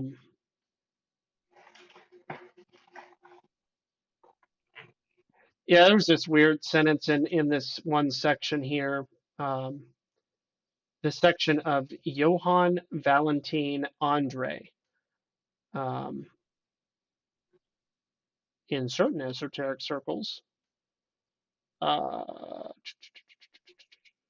masked and exalted emissary of the Rose Cross. So this guy's associated with Rosicrucianism. Yeah, I mean, Yep. Bacon, Francis Bacon, and William Shakespeare. If Lord Bacon borrowed the name and identity of William, you can also assume after. Yeah, there's some weird stuff with Bacon and Shakespeare, and whether or not Shakespeare was really somebody else. Also, Saint Germain might have been that might have been one of his many aliases throughout time, and RC. You know, it's good to remember when you see RC in certain contexts where it's referring to Rosicrucians, those people. Excuse me. I thought this was weird when this was addressing the concept of new stars. And one of the names of the stars he's talking about here, Serpentarius, and Cygnus. Well, if you remember, like, especially when we were young, Cygnus was the hot topic throughout the 80s and the early 90s with science. Like, they were always How talking so? about Cygnus. Well, since I was a big NASA fan in my youth, right? Uh-huh. And I was about the stars. So, Cygnus was, during my childhood, one of the focal points of NASA study. And it might even been earlier than that. So, more as a constellation in the Milky Way, but it was part of the Northern Cross. It was the northern summer and autumn solstice thing. They named one of their spacecraft after it. There was a lot of stuff that went around it. It's hard to recall that far back because I'm just 1,000 years old some days, right? But something about Cygnus and nearest planets or nearest stars or something along those lines. All right, so check this out. This caught my eye earlier, where they're talking about we have a magic writing from that divine alphabet which God writes His will upon the face of celestial and terrestrial nature.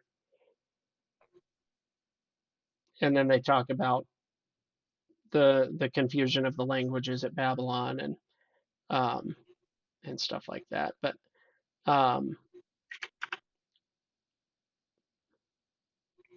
just as astronomers predict eclipses, so we prognosticate the obscurations of the church and how long they shall last. All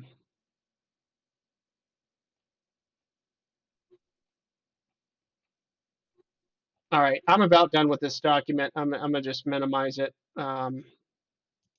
Pull this other thing up for a bit. Whew, dark places. Dark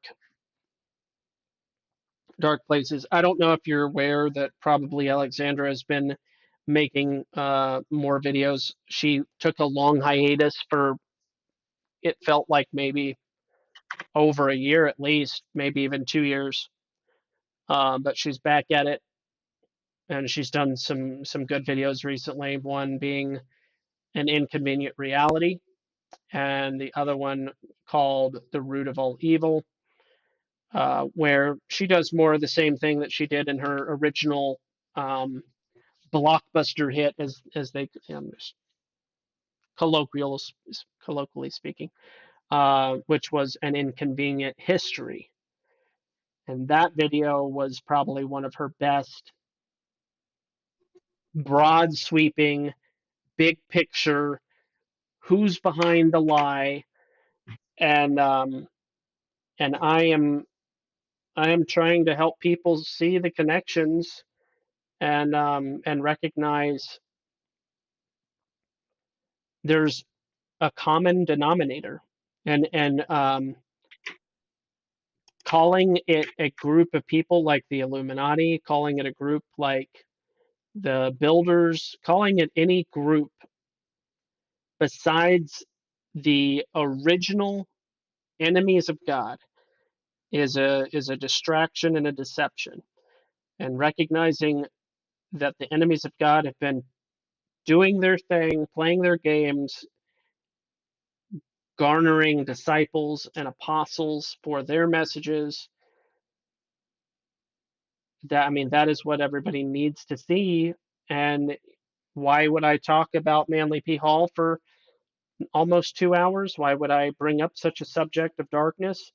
Because there are many lying tongues, and I want people to be aware of the insidious nature, the appealing nature of the esoteric teachings, and don't get caught up. Simple as that. This other document that my wife discovered is really intense. Just as far as, I don't know how old it is, but it's written in a very not modern kind of way, and it keeps on every now and then it'll have these words in non-Latin alphabet. So I don't know if it's translated from something, but John Brain appears to be the let's see if we can learn anything about John Brain. I think he's the author of this article, which is titled "Astrology Proved to be the Old Doctrine of Demons Professed by the Worshippers of Saturn, Jupiter, Mars, the Sun, and Moon, in which is proved that the planetary and fixed stars are the powers of the air, which by God's permission are directed by Satan." What a title! What a title! That's a long one. Yeah. And it would explain why NASA puts so much energy into naming all the stars and constellations they find after the Greek gods that are named after the Babylonian gods. Yes. It is approximately 26 pages long, and each one of the pages isn't very long in quantity, but the depth. It's a very thorough document. I am. It's a lot, and I want to go over this one too. There may not really be. I'm just going to touch on it tonight, probably, but let's find out who this guy is. See if we can get any information on this guy, John Brain.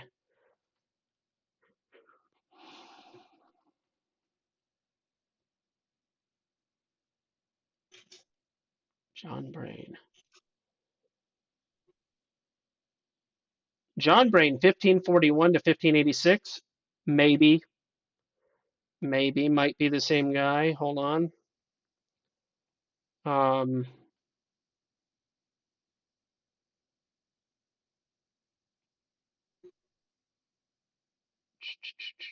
Apprenticed, the London Grocer. I don't know what's going on here. Theater, George N. Lawsuits. Yeah, I don't know if this is the same John Brain. John Brain. Oh well, that's the only thing popping up, huh?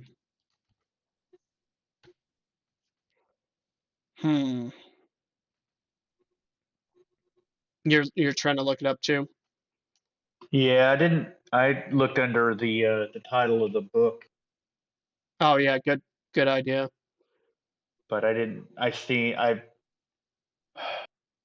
just see one called "The Lost Constellations" on Amazon, but All right.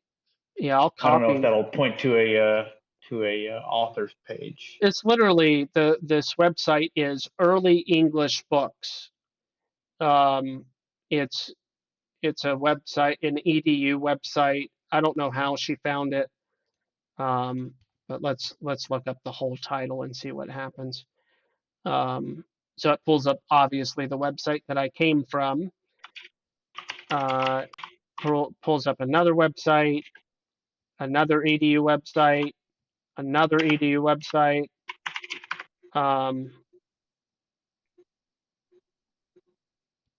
Welcomecollection.org. Interesting. A lot of ED. Catalog of the Australian government and the New Zealand government, the Missouri Museum. Hey, y'all got it. It's in all the state libraries. Anonymous Jones, you can look me up on Twitch or DLive or YouTube under the name Gospel Bearer. That is how you would find me. So it is dlive.tv/Gospel Bearer. I'm fairly certain. I'm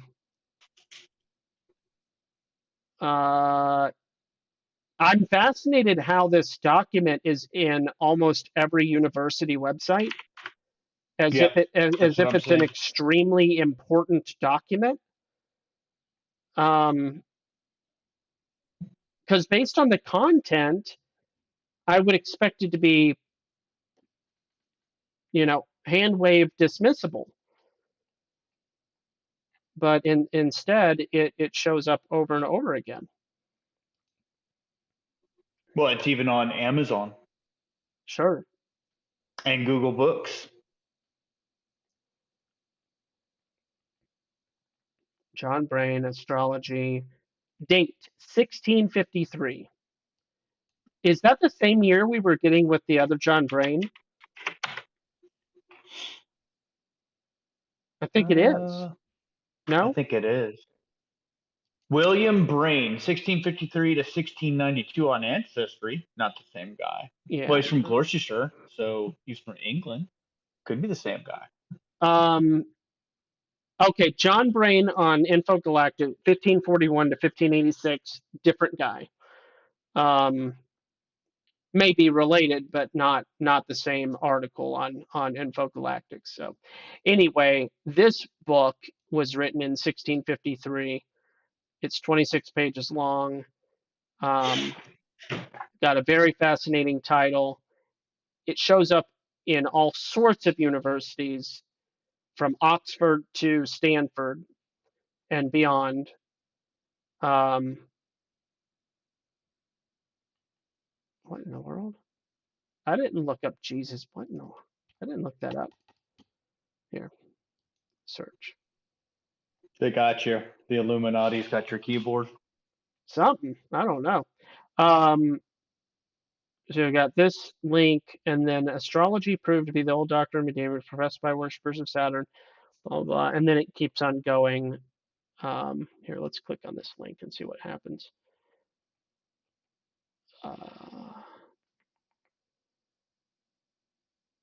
London, printed by MS, manuscript for John Hancock, and are to be sold at the first shop in Pope's Head Alley next to Cornhill, 1653. So apparently this was publishing notes.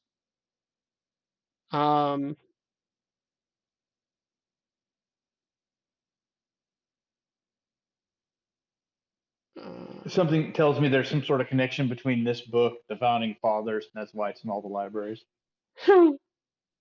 Just an educated guess. Interesting. Demonology and theology. At this library.tam, Texas A&M University.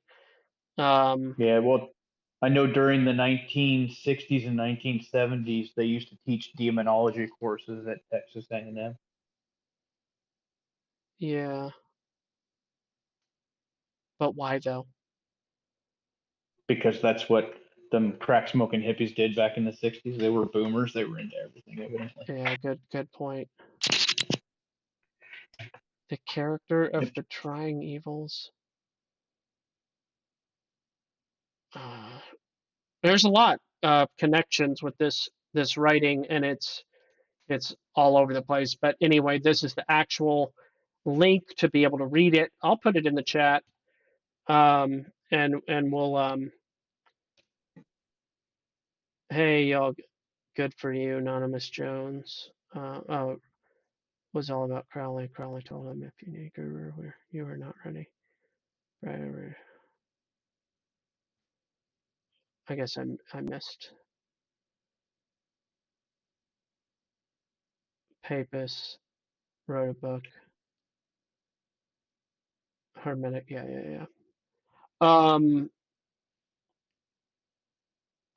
Yeah, and this guy has a preface, right? This was written in the 16th century, which is right around. Hold on, let's do some deductive reasoning here, or something close to it. I'm losing the year. What was it? 1586? I didn't actually write it down. I didn't know there'd be a test. Ah, gee. Hold on, I got it in my tabs. 1653. 1653. Yeah. Okay.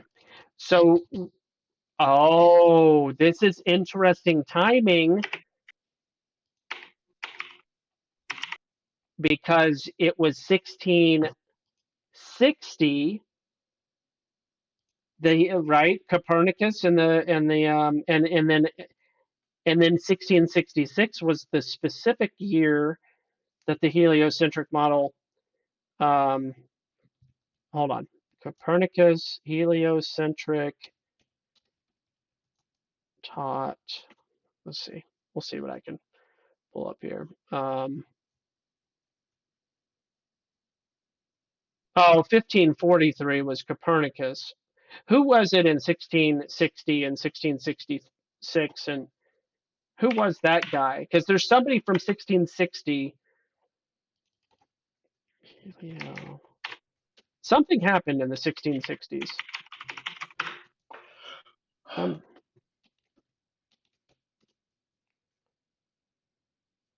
Geocentric, heliocentric, Tycho Brahe, the solar system.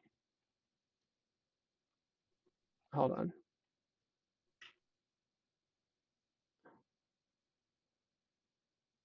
Heliocentric universe depicted in 1660, Aristarchus. So anyway, long story short, there was a lot going on in the mid 1600s. So it very much stands to reason and or makes sense why. I think it's Cellularis. Andrei Cellularis is the first person that put the heliocentric system into a illustration in 1660. So it stands to reason why there would be somebody. This was obviously talk of the town, words getting around, and this guy, John Brain, goes to town and writes with a preface, mind you. Friends, I write not this for any offense taken from you, or do I write it to give offense to you, but out of unfeigned love to God and the gospel, with tender care of the good of your souls and spirits and bodies. This only I crave, that as I write without prejudice, so that you also will read the same. I have written nothing out of bitterness of spirit. If anything seem harsh to you, know there is no more intended but an honest handling the word of truth, and plain dealing with the souls of such as it doth concern, which ought to be desired of all. In our converse about the things of God, to be in him that speaks for God. Now so it is that a whiles, I don't know, some of these words, this is late English in the 1500s, modern, but early modern. Now so it is that a whiles astrology, I don't know what this word is, but it probably means something different, called Christian astrology, um, was with some delight looked on by myself. But when I considered the demons and then he puts these symbols, which are the pagan alchemistic models. Here, let me see if I can zoom in for everybody's benefit. Did they have proper names associated with the symbols? No, I just recognize them from the alchemic periodic table of alchemy. Um, these are astronomical alchemical symbols. Oh yeah, I see. There's man, woman, blah blah blah. The Yeah. print symbol there. Yeah, Which one is the? that's a joke. It's not. It's not really the print symbol. I was just joking. Oh yeah. All right. Here we go. Whoo-wee. The demons in these symbols, they're stars with the heroes and the heres. Interesting female version of hero. That's a lost word. In the asterisms, which is also an archaic word for star bodies or something, with the, and then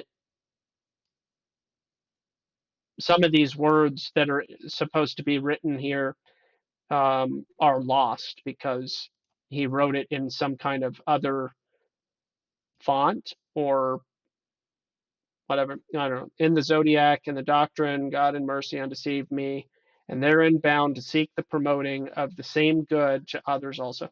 Anyway, quite a preface. He's quoting scripture with those that give heed to the doctrine of demons, greeting and goodwill in the gospel of God. Um, quite a preface to a writing on the association with the heliocentric model before it had really taken grip, but he saw the writing on the wall in the proverbial sense and wrote this. And I'd like to go over this maybe next time. It might be a little tedious, but it appears to be a fascinating component of history. And Here, add this one to your reading list. The reception of Copernicus' heliocentric theory, and this was written around the turn of that century. So,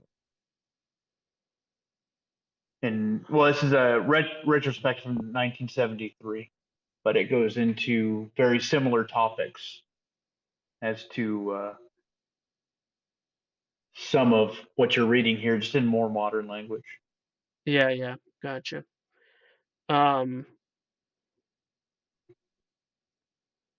Yep, I've got it pulled up. I'll save it. So, dark places, light can be shined. Everyone might not understand it as is typical with these sorts of things.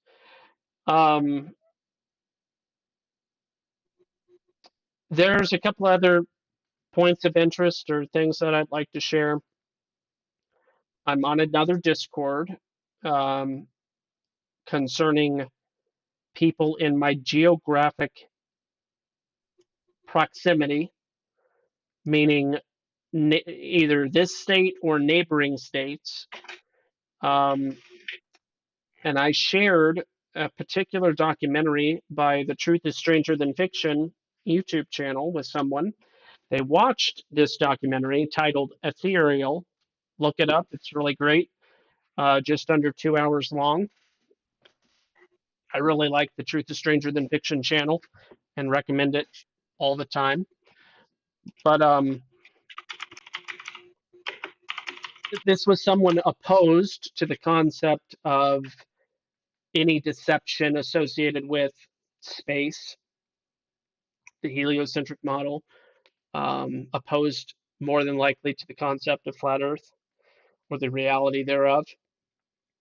With that being said, he watched the documentary on recommendation, and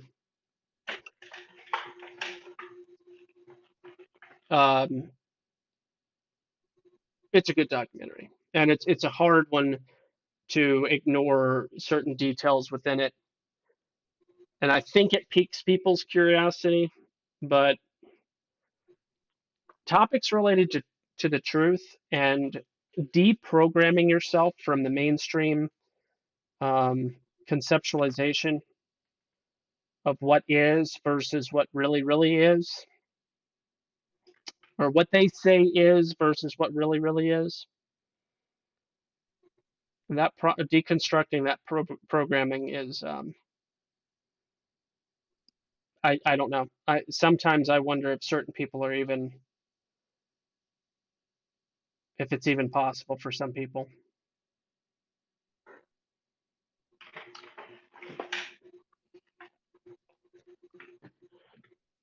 It's tough. Anyway, thoughts? Oh, It's a lot to process. there was a little It's bit a lot to process. more to what I was going to But say there. go ahead. In this Discord, the leader of the Discord is also someone I know in real life, hanging out, good stuff. They run a radio show, not the whole radio thing, but a show throughout the week, 5 days a week, as far as I'm aware, 5 days a week. And they, in August, are going to be interviewing some NASA astronauts. And I am accumulating and assembling a list of questions that will be strategic in exposing their lie. And I welcome any and all suggestions. Feel free to share them on my Discord. If you don't have a link to my Discord, you can find it on DLive.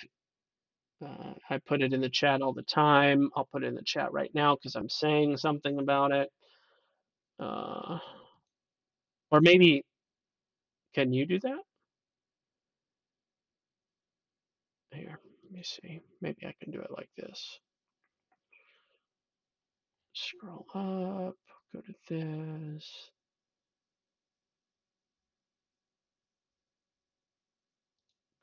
Click this. I just have to scoot this out of the way. Never. You need more monitors. Yeah, well, it's my method of how I'm doing my camera. I'm using Discord to do my camera, as opposed to just using the camera through Streamlabs. I'm using Discord, so when I do anything on Discord during a stream, it gets cumbersome. But anyway, Yeah. here's the link. DLive doesn't accept links from Restream, so somebody would have to post that manually on DLive. Maybe Servant would do that if he's still here. But anyway, I already. Nope, links are disabled in this chat room. I can't do it. Oh, weird. So only the account owner can do it? How annoying. Yeah. DLive.tv/gospelhair. I think I've got a way around it.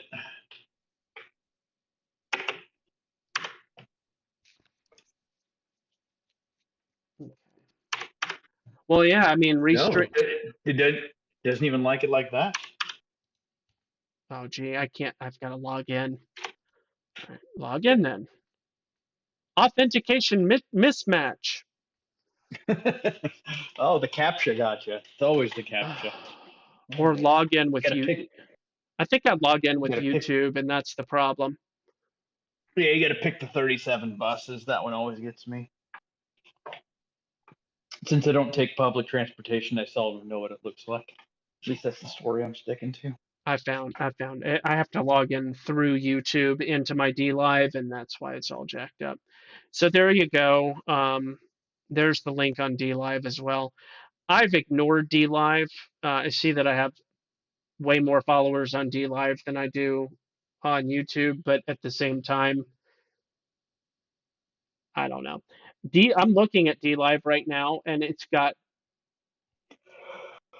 like I can't believe they didn't just shut their doors and say, "No, we're done. We can't survive like this." Like there's Well, and that's the whole thing is they're crypto supplemented since they were one of the first big pushers of crypto as yeah, far as a streaming platform or a social media platform. They're getting propped up. So I mean, it was apparent when they got rid of their highest earner that they weren't in it for the money that their content creators were making. yep, 200 viewers, 139, 119, 83, 29. Like we're talking about their top streams right now. The very top stream, 223 viewers. How Yeah. are you managing a platform with that amount? And you just add this up. Like let me go 5, 10, 15. So 15, number 15 has 10 viewers. DLive is so dead. I don't understand how they're operating as like how they're paying their server fee.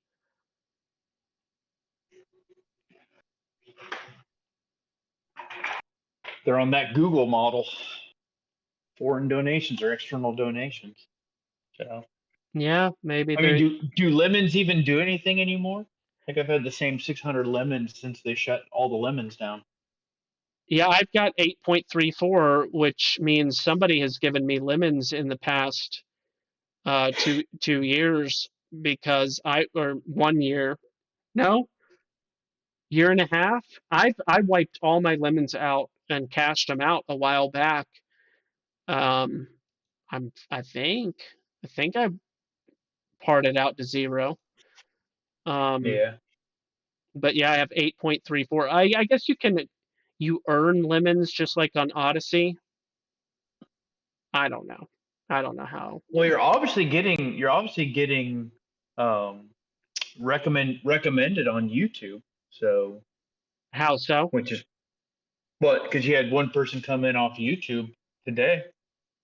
Yeah, a new person that I don't know who that Yeah. was. Yeah, good point. And then he got one recommended off Twitch as well. So Correct. Yeah, but let's face it, YouTube and Twitch are pretty much the same thing anyway. So yeah. they're pretty much the same company. Yeah. Well, thanks for joining me with my journey through the land of subversion, deception, uh, Yeah. Yeah. No kidding. Manly P. Hall is not somebody I don't like reading occult literature. It makes me feel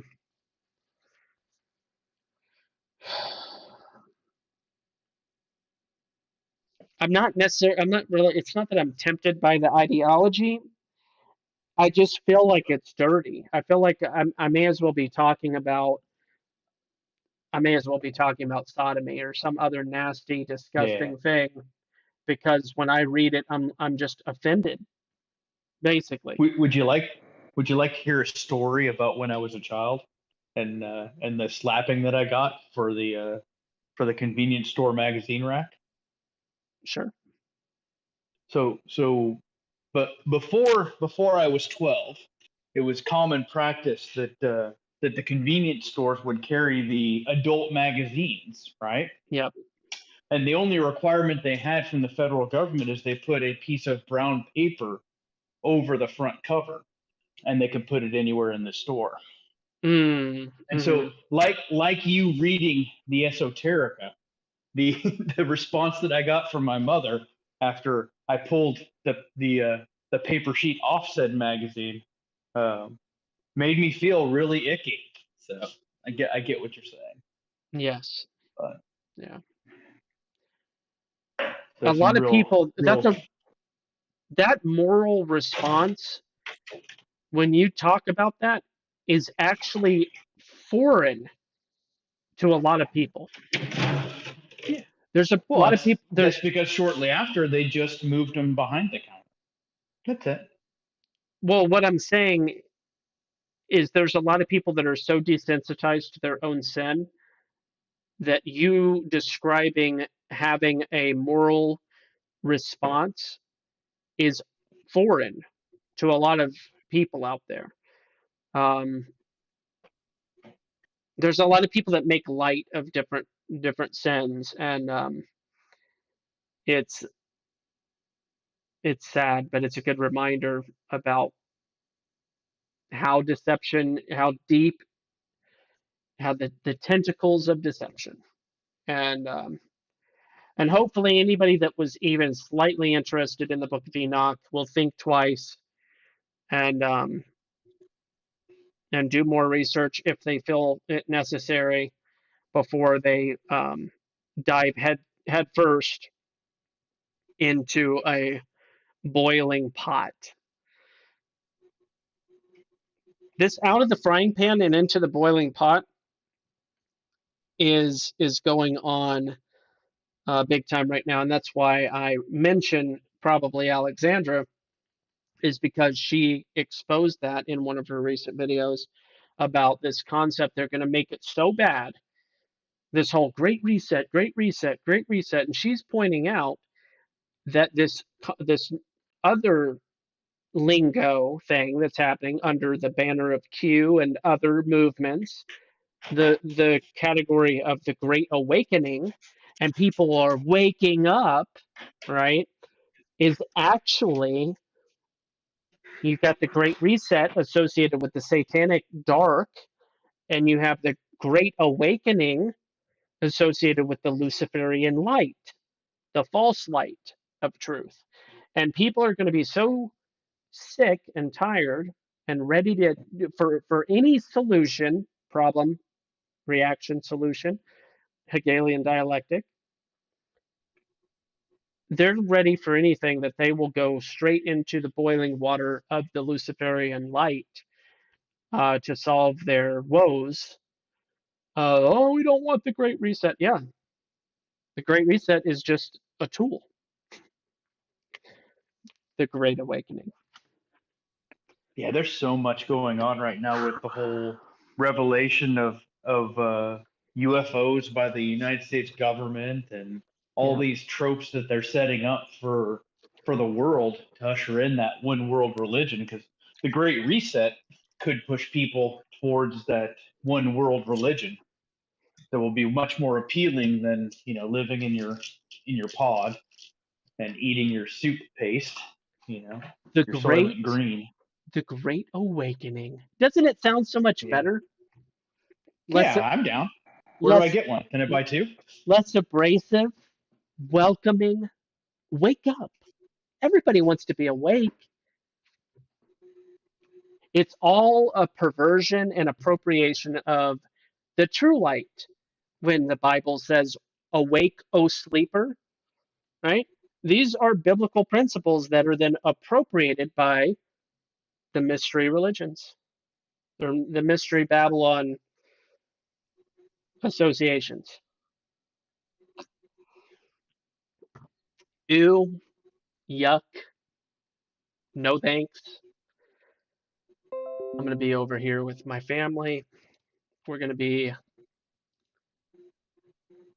living our lives, learning God's word, and to the best of our abilities, we're going to pretty much be conscientious objection. Man, what a tough phrase. Conscientious objectors. Why does objector not feel like a word?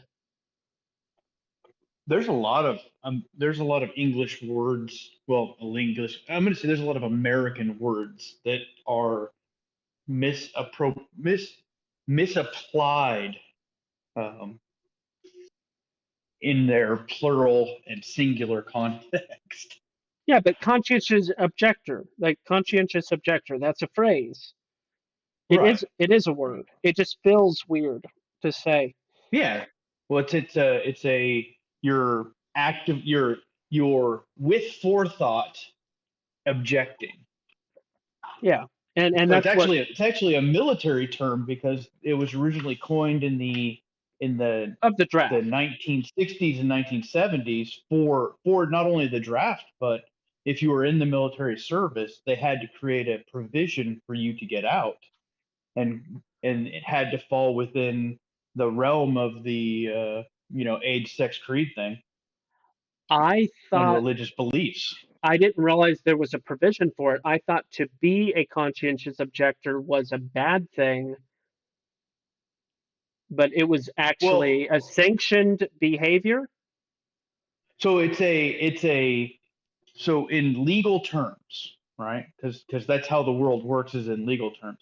In legal terms, the United States government had to have a means to accommodate someone's religious belief and opposition to harming another person for any reason, right? And since they had no provision prior to the draft or prior to the 1960s, they had to create something called the conscientious objector, which applied strictly to religious people and was a religious exemption to selective service. Wasn't But it could only be enacted once the person was in the service. So my dad technically was a conscientious objector. So wasn't Bill Clinton allegedly a conscientious objector? no, he went to Canada, just like the rest of his ilk. They just went to Canada to So avoid the draft. so he circumvented the draft. He was not a conscientious. I don't know. It's interesting because somehow, some way, the phrase conscientious objector and Bill Clinton found its way in my brain because I think that someone tried to white knight for Bill Clinton, some journalist at some point in time, to whitewash the actual loophole, coward, running away, whatever you want to call it. Um, Interesting. Yeah, but conscientious objector wouldn't be a negative term for someone invoking the rule, but it But would it be get, a negative term for the beast system, right? You would be labeled as someone who's undesirable for society because you're not willing to fight the bankers' wars.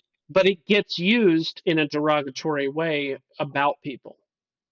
Absolutely. Yeah, It's still entirely a derogatory term even to this day, yeah, in that the people inside the beast system see you as exactly what you described: a coward, someone who runs away, yep, someone who's unwilling to sacrifice for their country, right? yep, A yep, turncoat, yep. a uh what do they call it when you decide to do something but then you tell someone no, no, thank you? Indian giver?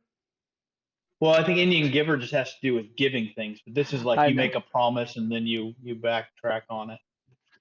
There used to be an American term for it. I don't remember what it was. But yeah, all that stuff is very interesting. But in this day and age, if young people are thinking about joining the military, go cut grass. You're gonna have a better life Yeah, and a better future. Absolutely. check out Barricade Garage if you want lessons. That dude is literally showing how it's done, and Yeah. it's good work. It really is. I mean, for crying out loud, there's so many different things that people, for instance, blade sharpening services. I honestly, I don't know all of the different components and costs of startup, but I can't help but think that cost of startup really wouldn't be that difficult um, financially. But blade sharpening services, you go around door to door, kind of, guerrilla marketing. Is that what they call it? I don't know what they call it. Door to door marketing, I think it's neighborhood. called the Amway model. You just bombard people with sales pitches till they buy your stuff. Yeah, well, it's just you go around. You're like, listen, do you have any axes? Do you have any chainsaws? Do you have any knives? Do you have any things that need to be sharp? I sharpen them, and I'll make everything nice, fresh and shiny for you. You know, this amount. Um, I'm just saying, it's one of many things. Barricade Garage pointed out that every time you see somebody's backyard and they have a stack of wood, cords of wood, whatever, uncut, just the logs, right? That's money. You see it, you'd be like, hey, I see you got wood. You want it split? And they're like, what? Yeah, yeah, I split wood, and then you're like, oh, well, what are we talking here? $100, I'll split what I see. Or what, whatever, you make up the numbers. Um, but these kinds of things escape a lot of people. A lot of people don't think, I see that, and that is money. Um, you could probably do similar things with junk vehicles or whatever, depending on your knowledge base and your resources. Obviously, those things make a big difference. Um, but yeah, there you go. I'm rambling at this point, and it is. No, I mean, you make a good point though, is like as we move further into this economic depression, forced or otherwise, and resources become more scarce and more people end up um, on the streets. These opportunities that were like there used to be cutlery stores on every corner that would sharpen your knives, right? Mm-hmm. And your cutlery because when you bought silverware, you held on to it, right? And With it's a the current nightmare. supply line, Have you ever yeah. sharpened your With knives, no, I'm terrible at it. bro? It takes Like like it's a skill. listen. I have like 6 steak knives, and I have 4 other knives, the serrated and the butcher knife. Anyway, I have a knife set, and I've had it since I became an adult. I've had it for So like last week sometime. LOL. Yeah, I've had it hilarious. for about 15 years, 15 or 16 years. That's how long I've had it. Okay. I've sharpened it twice. Nice. It's a Henkel set, JH Henkel, mid to low tier knives, as far as I understand. Um, it last time I did it, I was sharpening the knife set for. You're doing it wrong. Maybe I'm doing it wrong, but it took me about 4.5 hours, and I'm like, how do you willingly enter into an activity that you know is going to take you that long without like trepidation and conscience ob- conscientious objection, because Right. I've got other things I could be doing. Well, and that's just it though. You have to invest that time, right? Yeah. So modern thinking is, well, once the knives go dull, I just buy another set because they're sharp out of the box, right? Well, But these supply chain issues are going to cause people to look at what they've bought, the crap they've bought, and they'll have to figure out a way to keep those things yeah. in good working order. Otherwise, you end up with, well, like my house, for instance, where I have exactly 3 forks because I have a teenage daughter, and I don't know where they go. I don't know if she takes them to school. Not sure if they're buried somewhere or they end up in the trash. But it once again, I have to go and buy more silverware. So. Oh my goodness. Yeah, So an option for me is not to have nice things. Just say. it is an option. I mean, I could do the right thing and instruct my daughter correctly, but let's face it, that ship sail. Every month you could just buy 1,000 pack of sporks. I'm already up to paper plates, man. Oh, I got like 5 plates left. It's ridiculous. paper plates are a strategy. I'll tell you what. That's I don't know if it's a winning strategy, but it's a strategy we're using. Yeah, my dishwasher loves me. By dishwasher, I mean me. Yeah, we've got two dishwashers. One is 10 years old and the other's 9 years old. And Yeah, as long as you can keep suction pumps in them, they'll last forever. I don't use any suction pumps with my dishwashers. I also have another dishwasher that's 6 years old. Ah. Oh, you've got the manual ones, the 5 finger, the 10 finger dishwashers. Yeah, yeah. That's good news. The boy has started to help, so that's nice. Nice. Yeah. Hey, volitionally, of his own volition. I like it when they do things because they want to make you happy. That's always my favorite. He just wants to be involved and to be helpful. Yeah, I I am blessed beyond my own understanding. I'm super thankful for my children. Um, yeah, super thankful. All right. Well, Nice. next time I would like to address more of this document. Um, his intro is intriguing. Um, I like late modern, early modern English is how I should phrase that. Early modern. Um, I like a lot of the way that people wrote and thought during that period of time because it was before too much adulteration of reason and logic. Um, the Renaissance brought about tremendous perversion of truth. And yeah, One might say that was the purpose behind said Renaissance. yeah. And for those that don't know French, Renaissance means rebirth.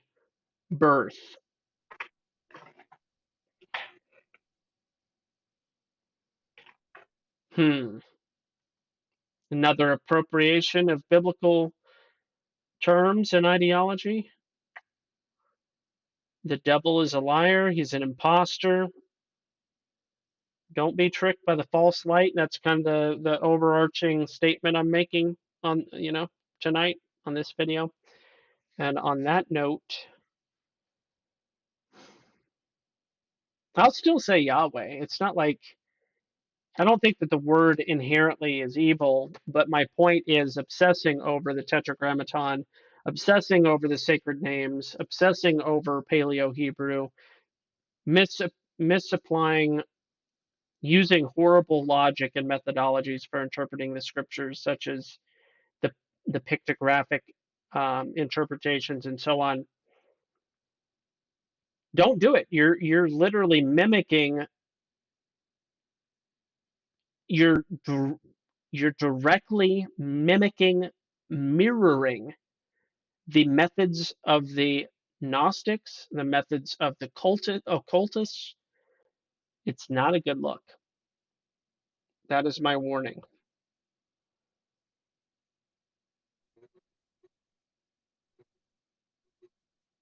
That's all I have got to say.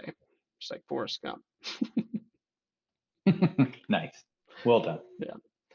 All right. Well, good night to everybody. Thanks for the group of you that came to listen and watch.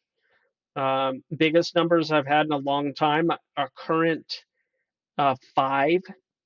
That is big numbers for a guy like me. I'm used to 1. Usually 1. It's amazing. I very, very, very rarely have 0. So makes me feel good. Thanks. Nice. Hits me in the Nice. feels. Anyway, thanks. And like I posted the Discord link, please join, connect. I post links, resources, can collaborate, not just knowledge, but also resources. That's kind of the purpose of social media, at least in my opinion. One of the more beneficial uses of social media is to collaborate resources, cooperate, and co-op. Like, you've got something of value, I've got something of value, and how we can um, utilize those things together. Something like that. I don't know. All righty. Any last words, Shadowbind? Nope. Nope. Thanks for having me on. Sorry I missed you last week. They made me work overnight. Last week was a peculiar situation. I titled the video "If It Works Out," which I have two videos titled that. One is the blood moon, because when I run a stream from my cell phone, it just uses the last title, whatever.